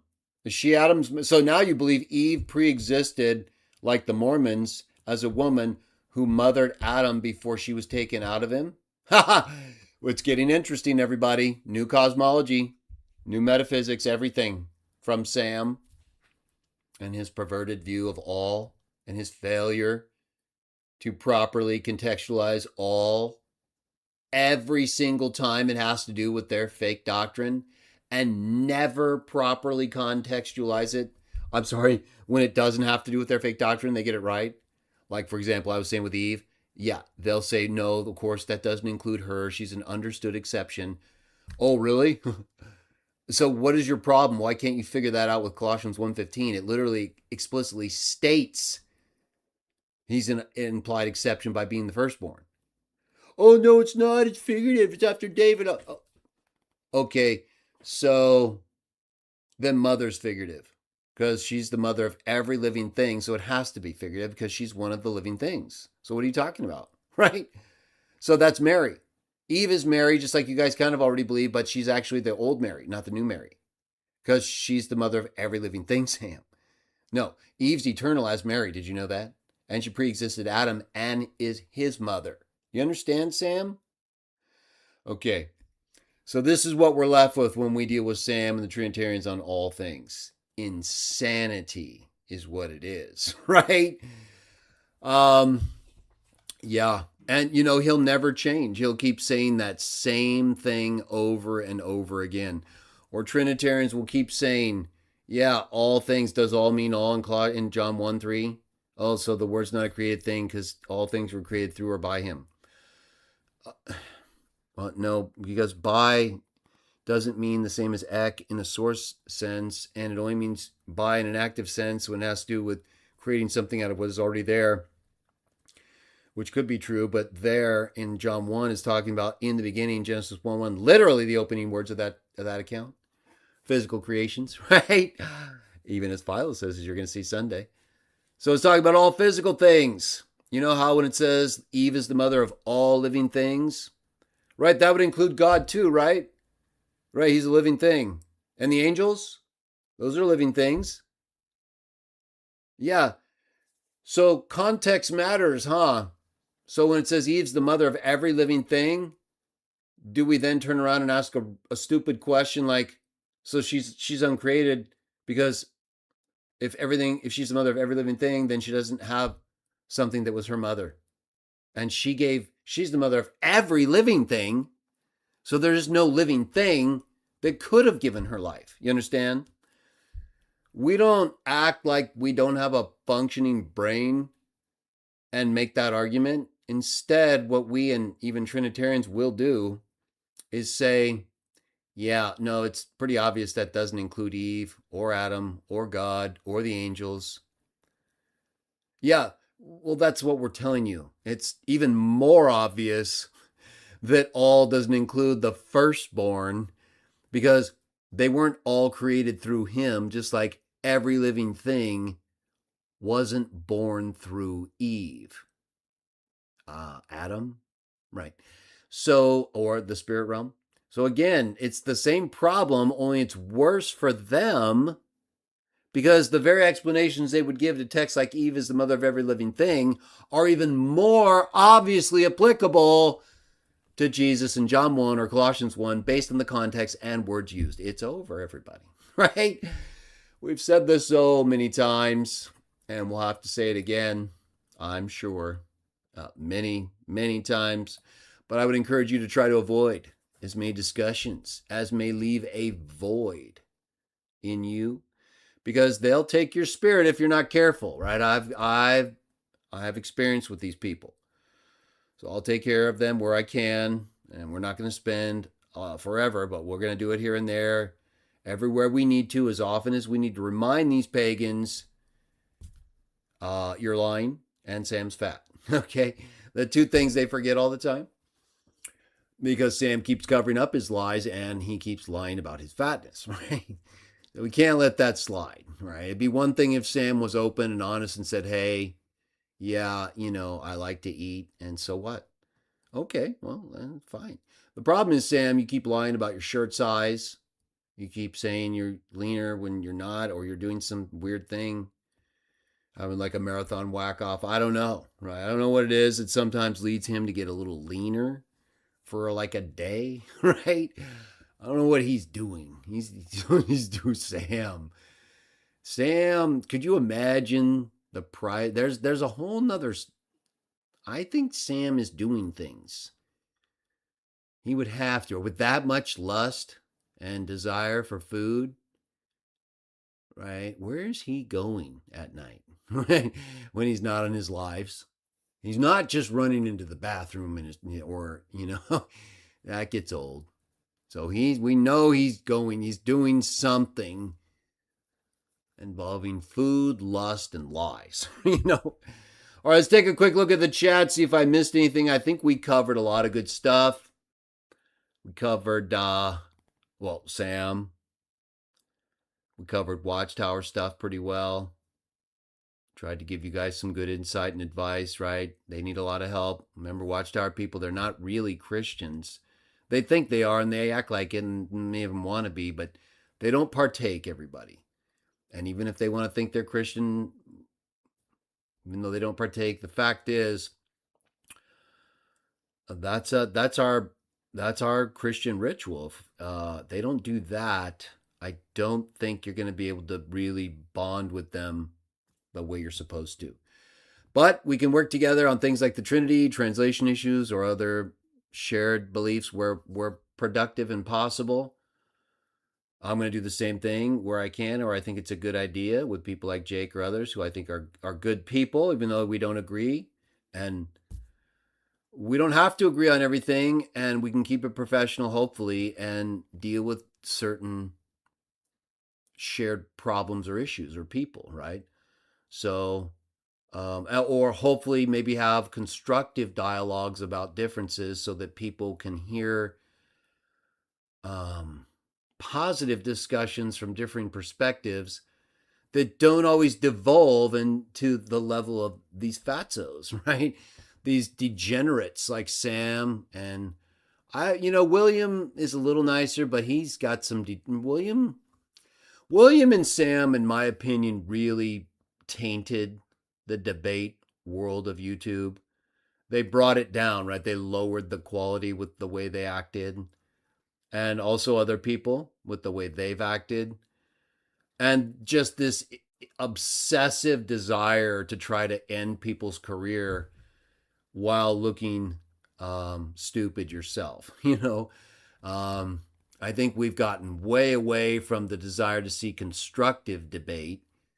And I'm happy to participate in the Sam level insanity where appropriate, because I know him, I know how to deal with him, and he needs to have his mouth muzzled wherever possible, right? Whatever I can do to lessen the blasphemy, if even a little bit. Remember when I want to only use the Luke 16 analogy, right? But even if I can just lessen the blasphemy by a drop, right? Anything I can do to keep this pervert from maintaining a comfort zone while he blasphemes God and attacks other people and causes division and discord nonstop, all while working and abusing his daughters, whom we need to rescue, of course, at some point. Sam, you're trying to make him into his own personal chauffeurs, right? No, Sam, we're going to take care of that. But either way, this is how he works. Okay, remember I told you the word. Don't forget it. Dastardly. Okay, that's the word. Okay, last check of the chat because I see we had a few before we wrap it up. Thanks for joining me. Podcast number 2. We'll try to do this every Friday. Every Friday around this time, I'm going to try to do the Game Over podcast, right? It's game over, Sam. Totally game over for you. I have more destruction coming. Sunday live show coming. Podcasts are coming. Oh, Sam. No, you deserve this. He deserves to be punished. I'm going to check Jake's email, see what we got there. I don't know. Well, maybe we can do something. Anything we could do to stop the insanity of these pagans and the Trinitarians, right? I'm down. Especially a few of them that I think are just blatant and emboldened liars, right? All right, wait. I keep saying I'm going to check the chat. Here I go. Oh, you know what? I blew it, didn't I? I meant to keep you guys out. Catastrophe time. My apologies for that. I meant to do this. So let's just give you guys at least a showing. I should have had you up the whole time. I'm new to it. Okay, give me a pass here. This was an error. I actually meant to put you guys up and interact with you. And I kept interacting with you while you were on my other screen and I'm looking at the chat, right? So this was a failure here on my part. I made an error. I meant to have live so you guys could see yourselves as well. So let's just greet everybody and at least show what I was looking at. Jenny Canny, G1H4D, good to see you. There are a lot of my friends still in Watchtower, and it's just hard for them to break free. I'm sure you can relate. Daryl F5S, good to see you. Too much ego. You talking about Sam? Yeah. I'm sure you've left a comment like that at Sam's, Daryl. So we'll just leave you be unless you say something else here. Betsy, very nice. Right, I want to do it that way, of course. Moderated, decent behavior. Jake, appreciate you showing up. Always good to see you. Looking forward to your book. Encourage everybody to get a copy because I believe Jake has a correct understanding of a lot of these fathers and people. And that is not commonly out there, right? You're going to get the distorted view of a lot of these fathers, and I think he's dialed into it, so definitely recommend that. Lucian 47, you're still one, okay? I understand. I don't want any of you Watchtower people to just bail and create unnecessary hardship on yourselves. But at the same time, I also don't want you to stay too long and hurt yourself, right? Ultimately, it's up to you, and I'm glad for that because I don't think, like I just said, I could make that decision for you. You have to do it. Show the master you care. Show Yahweh you care. Make a stand. You're going to have to suffer a little. But isn't that the idea? Not unnecessary suffering, right? We're not here for that. But suffer for the truth. That's a good thing. NZ Brandon, yes, good to see you.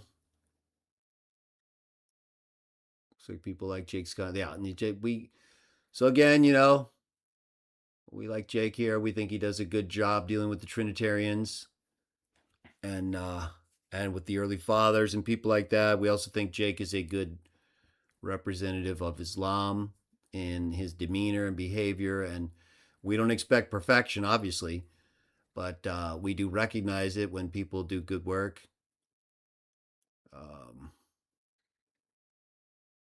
NZ Brandon was in the Watchtower, very blind. Yeah. No, I apologize for not having this up the whole time.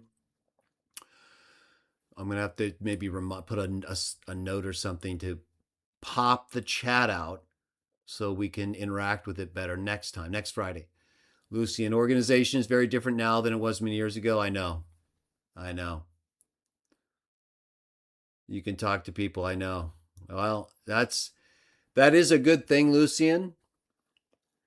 But just a couple years ago, I had people literally ending relationships with me and calling me an apostate and not wanting to do anything with me only because I didn't accept Watchtowers, who they claimed to be. It had nothing to do with God, Jesus, just Watchtower.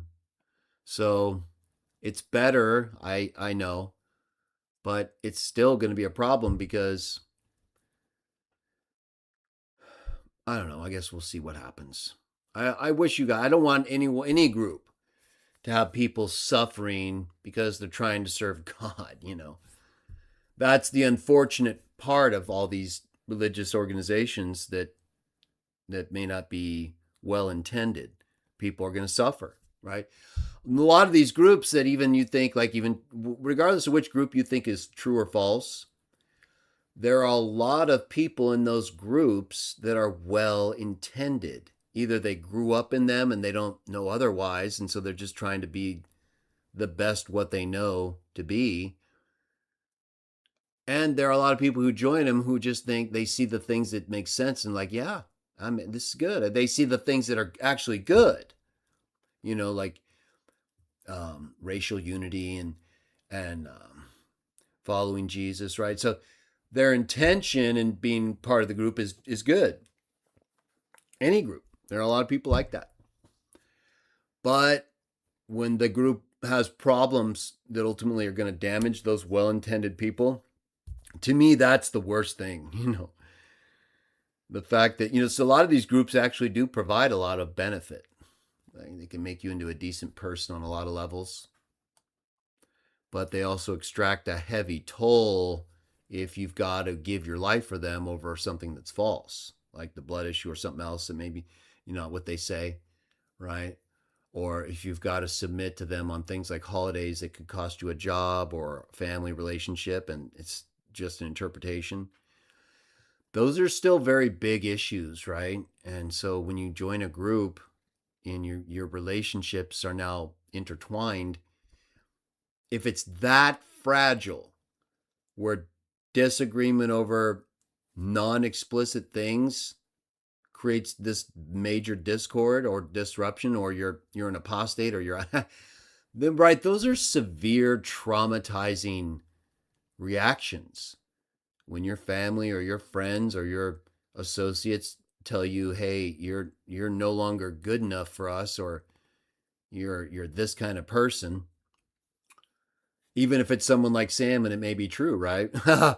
It's still going to have, look at what it did to him when they went after him for his apostasy toward Catholicism. That traumatized him, and he was already gone, right? Zenzi, Brandon, Betsy, you guys are doing awesome, really good in the chat here. I was reading you and I think interacting, but I'm just trying to go through things slowly here so that we can at least make a good representation of the chat, because my intention was to keep it here on like a third of the screen or a fourth of the screen. Yes, the blood, it's done. That's the other thing, NZ Brandon. These once you as a group require people to do things that cause death and traumatize families, especially over a long period of time, right? It's not like just one mistake and as bad as it was that someone died. It's like, no, it's like decades, right?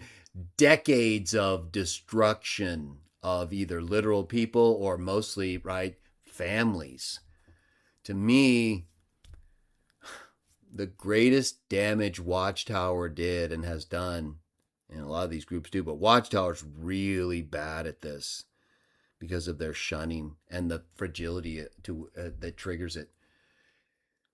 Watchtower has destroyed so many families and potential families, all because they require absolute loyalty over the most unnecessary things, right? Maybe necessary to them, but they're really not, and ultimately for salvation or Jesus. But even for them in their position, again, it's 100% of the prophecies, applications, right? You can't say you don't agree with that stuff, even if it's like doesn't really matter, right? So yes, they're out of necessity peeling back some of that stuff, but the fact is, damage is done, right? I mean, good luck recovering your reputation, and maybe over time, yeah. I mean, look what the Catholics have done, right? All the wars and things they fought, and so yeah, you can overcome it, but you're always going to be stained with unnecessary baggage we don't have, and I don't plan on having. And part of the reason I try to be very open in myself like this is just that. I don't want to create pretentiousness or an expectation I can't meet. I'm not here trying to tell people I'm like this special appointed servant of God. If He uses me in those ways, the proof will be the use and the outcome. I don't need some special declaration or to be viewed by people in a certain way to get what I think that is the job done. So, but the problem is a lot of people have bought into this specialness of others, even if they've made a lot of mistakes. So when someone like me comes along, and even though I've got a lot of experience, I've done a lot of things, I'm teaching people hopefully good ways.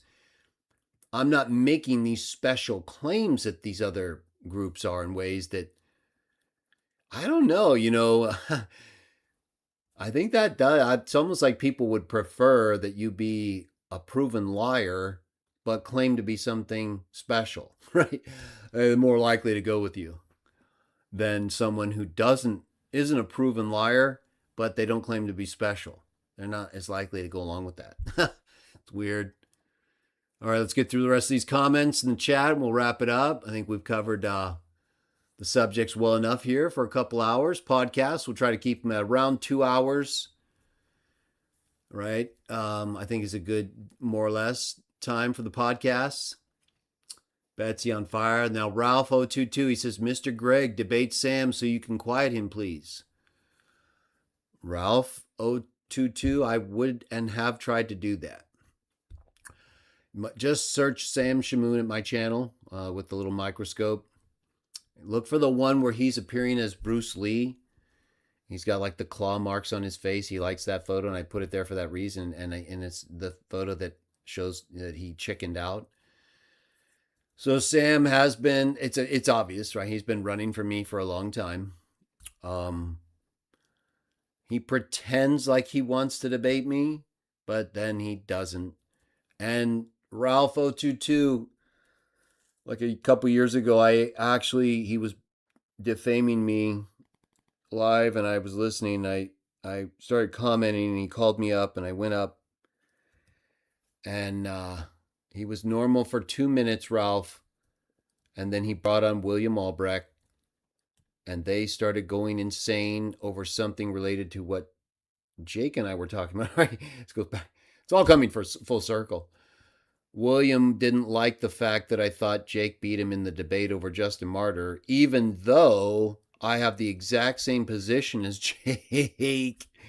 Somehow William thought that was not acceptable, that I actually maintained my position and side with the person against him in that debate that really won it anyway, but that was on my side, not his. That was a problem for William. He didn't like that. So he came on and went insane. Sam then went insane. Sam him alone. Now, William insulted me multiple times too, but I don't really count that. Sam insulted me 5 times in 8 minutes after William showed up. And he kept trying to get me to do something wrong and make a mistake. The only mistake I made was referencing a text in Justin Martyr as having deuteros theos versus heteros, and they're synonyms in my view. And especially if you believe Philo and Justin are basically saying the same thing as a Trinitarian, Father Kappas does. Yet William somehow saw a problem with that, even though a lot of people see them as the same and even reference deuteros as in Justin's reference. So He made a big issue out of something that's not an issue, and that ultimately means the exact same thing that he didn't know about that Father Kappas does. And then after I told him they mean the same thing, he said that theos means person, which it never means, which is the only thing they can have it mean, or divine nature, neither one of which are what it means, except in Trinitarianism. But that's what he wanted it to mean in Justin. And he objected to my use of a synonym, even though he's using a totally different definition, contradictory. So then from there on, it went off the rails. Sam tried to get me into this stupid argument about the consistency of the person before, during, and after being a human, which I have whole videos on. I blew him out, even though he was rushing me and they were both attacking me. I got out John 1:29-30, which destroys him. He totally ignored it and then tried to go to Justin Martyr while I was arguing with William. And then he kicked me off, Ralph. Okay? He kicked me off, cut me from the live, and then went on a rant with William, making it seem like I ran. Multiple videos were put up saying cult leader runs when Fatso cut me off. And that's what happened, Ralph. So yeah, I'd love to get Sam and annihilate him for multiple hours, right? It'd be game over. It'd be one of the most legendary annihilations of all time. Not to discount Sam, he is very resourceful, but I know how. It's not an unknown to me. Okay, exactly. NZ Brandon already done, but I just kind of summarize it. So yeah, Ralph, we hear you. Try to talk to Sam. He'll lie to you, but try anyway. Thank you, Lucian. I appreciate that. I do get aggressive sometimes when I talk about Sam on these videos or his lies, because as I've said, he defames me. He makes me repeat myself over and over and over again. He challenges me in ways that if I don't address or respond to are going to look bad and make people think that he's more than he is, and we're not here to do that. I've spent many hours over many decades dealing with this fatso, and I know how dangerous he is. So yes, I will do it. I don't like to. I'll address him as the wolf and dog and pig he is, though. So I'm not always intending to be calm or respectful to these kind of people. He is not a respectful person. And he's an active wolf trying to kill me and my sheep. He's not a passive wolf sitting over there in the glade and I'm running over there yelling at him. No, he's literally running around the sheep trying to find an opening and attack me and them, right? There's no option here but to destroy, okay? Or at least knock him out a little bit. You can't let a ravenous wolf loose like that. It's the whole point of Paul saying, I'm concerned. I'm concerned you're going to have all these ravenous wolves running around lying to you guys, taking your money and getting you to defame God. So I do the best I can. I am mindful of when I'm not dealing with a wolf being as best of a person as I can. But I can't help it if people are going to misinterpret me and try to claim that the way I deal with Sam is the way I deal with everybody. That's a blatant lie. And hopefully everybody can see it. Pavonis123, what are your thoughts on Dr. Ryan Mullins and his view of time? After, I think it's The Pristine Faith is the channel. He did a video talking about that. You can look it up. Where he has me and Dr. Mullins on there. After I saw that video, that was the first time I'd really looked into Ryan Mullins, and I did look up a video he did about time. He was being interviewed about it. He seemed like a pretty good guy, like a kind of a down-to-earth. Seemed younger than he may be. He looked younger than he probably is, but he seemed to have a pretty level head and to understand time. He was kind of thoughtful about it in what I watched, but he ultimately, I think, was making sense. And, I think we're both probably dealing with the with the residue of a lot of these pagans that have injected this false understanding of time into these theological discussions, so that it's an uphill battle, right? It's like we constantly have to define and defend the most obvious meaning of time, whether it's in the Bible or outside of it. So I do appreciate anybody who does that. That's not easy given the climate and the people who rely on this false view of time. So that's good. The more people who have qualifications or who are good thinkers who can speak correctly about these subjects, I think that's a great thing.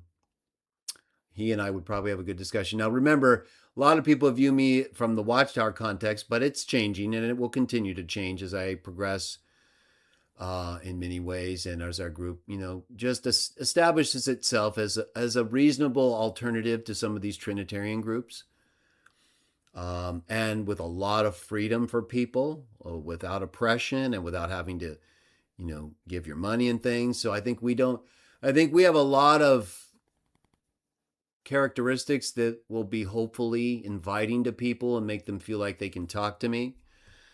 Not that I'm just going to, right, they maybe see me do a video about Sam, right?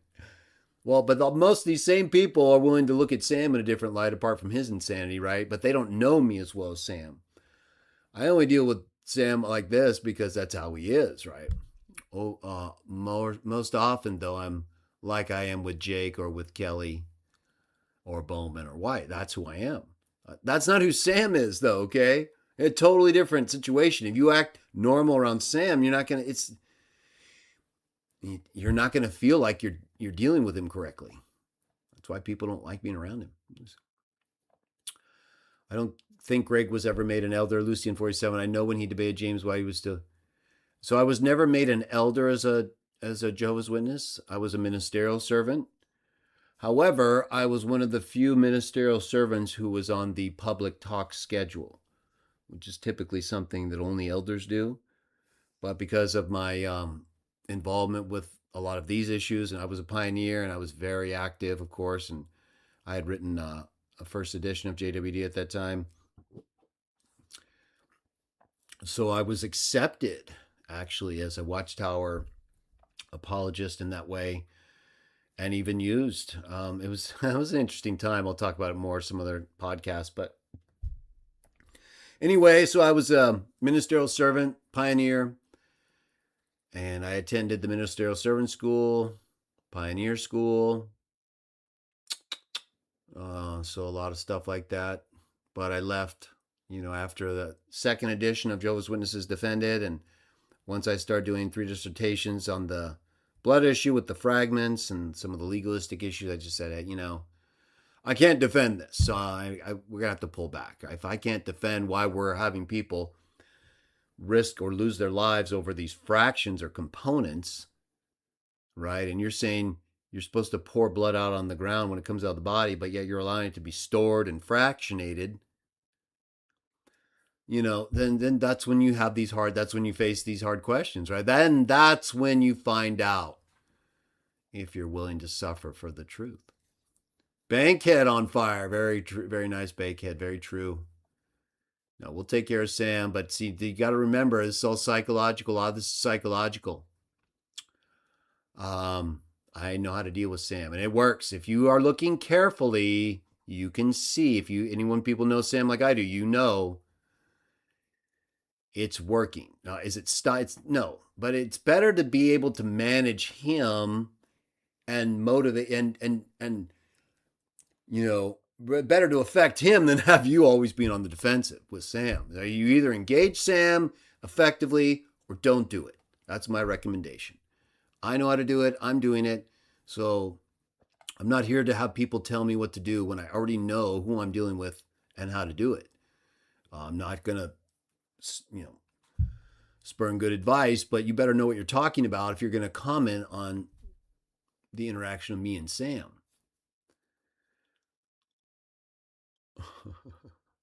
That's true. Sam is their biggest guy. Look, everyone can say what they want about his weirdness and yes, sometimes he says things that are just gone, right? But they have all embraced him. They have all legitimized him as their number one guy on these subjects, pretty much, right?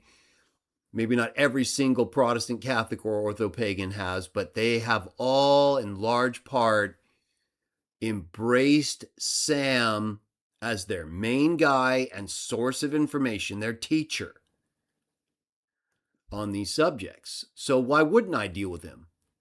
Of course, that I mean, if you don't address or deal with Sam, and you're just dealing with God, then I don't think you're really serious, right? I don't see how you could be. It's all coming from Sam. He's the one who's coming up with all this stuff after reading the fathers, after getting blown out, and after reading my stuff and being so insecure, he has to find something to say. So he's willing to do the work. Most of them are not. Don't lose to doubt, says most people joining these Trinitarian streams aren't well researched as yet, so it always goes sideways. I know. It took me years to get as good as I think I am and still learning. That's true. Yeah. They look at how complicated they have made just believing in God, just trying to have an understanding of God and how we can be saved. They've made it into a catastrophe. Don't lose to doubt. That's what I think too. I want one day to go on God Lodge Live and have a discussion. Yeah, I'm sure you will. You'll have no problems with him. But remember, he's got auto repeat. He's going to repeat everything he remembers being told from Sam. Right? So when let's say you bring up John 1:1. In his mind, no matter what you say there, he's going to say they're in eternity. You understand? So you got to show him they're not in eternity. They're in the beginning, which is by definition not eternity. So the words in the beginning, according to John, the beginning of Genesis 1, which is the same beginning that Job 38 says the sons of God are in. So right there, he's either going to be faced with the biblical proof that they're not in eternity, right? Or you could try to convince him that eternity is not a place you're in or out. But if you just show him where the word is biblically, you see he's going to break down. He's going to shut down there and say, no, all things are made through the word, therefore the words with God before all things, therefore eternity. You see, and that's where you're going to have to step back and say, okay, he just did it again. He just recontextualized John 1 as not Genesis 1. You understand? So you see, if you let him do that, he's going to look good again. He's not really saying anything profound, saying something you've heard hundreds of times. No, he's before all the things that were made through him, so he's in eternity with God before all things were made through him. That's when you have to say, no, as I just told you, and as John told you before he said anything about the word and things being made through him, they're in the beginning. Okay, so they literally tells us where they are. In the beginning. The exact words of the opening verse of Genesis 1, in the beginning, which goes on to describe everything made in the physical heavens and earth, and which Job 38 says was a time when the other sons of God were also there, the angels of God, before the heavens were made and before the foundation of the earth. They were there and applauded as they saw it done. So, now at that point, God logic would have to make a decision, right? Do I give up my whole live stream and channel and change my view to become a non-Trinitarian because a Watchtower person has showed me John 1:1 is not eternity? It's actually what it says it is in the beginning, which is Genesis 1, the physical creations, where all the sons of God, angels of God are according to Job 38. One of the only books, in addition to the Pentateuch, preserved in Paleo-Hebrew in the Dead Sea Scrolls. Do you think God logic is going to do that? Do you think he's going to give up his belief and stream, even if he sees exactly what you show him that I just outlined? maybe someday, right? You can always plant. I'm all for planting and watering, but I'm here to tell you as well, you cannot make that grow. None of us can. So don't let it frustrate you if it doesn't work out the way you plan. Do your best. Say what you got to say, know what you're there to say, and be prepared for what they're going to say. You already know if you bring up John 1, he's thinking they're in eternity. So let him say that and then show him they're not. Once you've done that, he's either going to say, I don't agree, or you made a good point. At that point, you'll know if you got a shot with him or not. That's about all you're going to be able to do, though. And it is worth trying. Just don't be disappointed if he doesn't give up his whole channel and spiritual livelihood in the Trinity because you proved it from the Bible. We already showed and talked about earlier that there are people who are in all these different groups who don't really care. But if you disagree with them, they'll care. And so ultimately, what matters to most people, I find, isn't the truth. It's just whether or not people care about being wrong. So that's really the key with God, logic, or anybody else. I think we covered a lot. Yeah. Samurai Hack, Job 37. Good stuff. All right. I'm going to check my email. I'm going to see what Jake's saying. Hopefully it's something we could do, or I don't know. We'll find out. I haven't read it yet. Either way, it was good to see him. And Samurai Hack is asking if I've watched a video of Libiano. Now, I know who Libiano is, the Orthodox Muslim I know. I don't know this person very well, but I saw him destroy Fearless Truth on the Greek word for worship. The Orthodox Muslim Libiano annihilated Fearless Truth. Like, I thought it was all this career ending stuff. I thought that was career ending. I thought that was the end of the road for Nick. But I guess they're so desperate, they got to keep throwing him out there. Either way, he seems to want to stay with where he thinks he's good at this whole logic, and he's really coming at it from a mathematics type logic perspective, and then trying to use that to confuse people with the Trinity. But he's so gone, and his equivocation is so obvious every time he talks. Right? He's not going to be able to even finish anything. And I don't know. We'll talk. I'll see what Jake has to say. But they're using him a lot in spite of him getting annihilated. So no, I've never seen the Orthodox Muslim or Libiano other than that. I saw him with Muhammad Hijab also. I saw that whole God logic, Muhammad Hijab fiasco. And then I saw the Orthodox Muslim come on after God logic left that Muhammad Hijab live stream, that whole thing with the debate thing they're freaking out about. Other than that, I don't really know him. Other than I did see, I know a lot of the Muslims, they don't all get along right now, but a lot of the fracturing that has happened, I didn't know any of these people other than Jake a little bit. That he was the only one I've really had any interaction with on the Muslim side. So I didn't really have anything. I didn't really have any insight or understanding. I just saw them kind of arguing with each other, and I could see they were having a falling out, the Muslim apologists. So I didn't really understand all of it, but I did listen to a lot of the explanations they were saying. So I did gain an understanding, but it's not my realm. But if I see someone doing something good, right, I don't have to agree with them. If I see someone standing up for the truth and doing a good job on something I care about, I'm probably going to make a comment about it or share it, even if I don't agree with them on other serious issues, right? So that's just the way I am. I'll qualify it. I'll say I don't agree. I think it's better to do than to be so insecure and fragile that you can't ever give people credit who disagree with you. I don't think that's a good way to be. Um, yeah, yeah. No, it's all from Sam.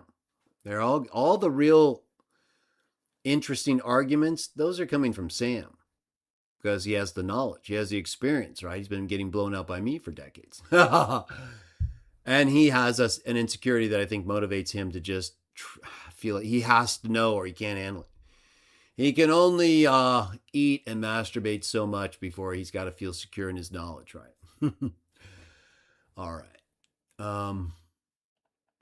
So I'll take a look at the some other stuff. Even said Sam said Nick made. Yeah, I saw that whole thing. I saw Nick at Fearless Truth get caught by. Sorry, I don't have that antivirus thing shows up, and I don't even have that. It always shows up.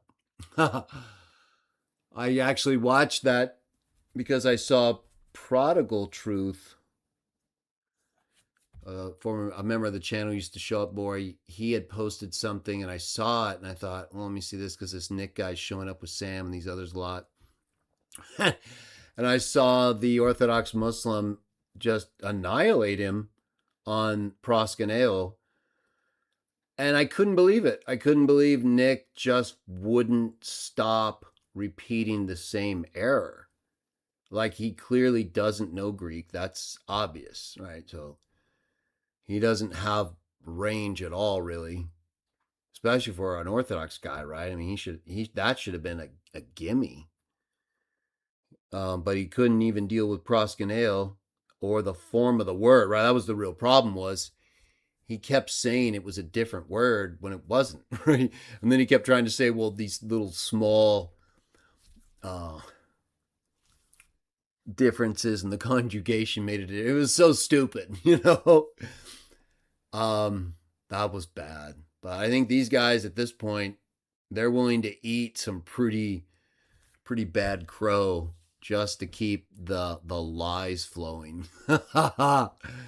It's bad.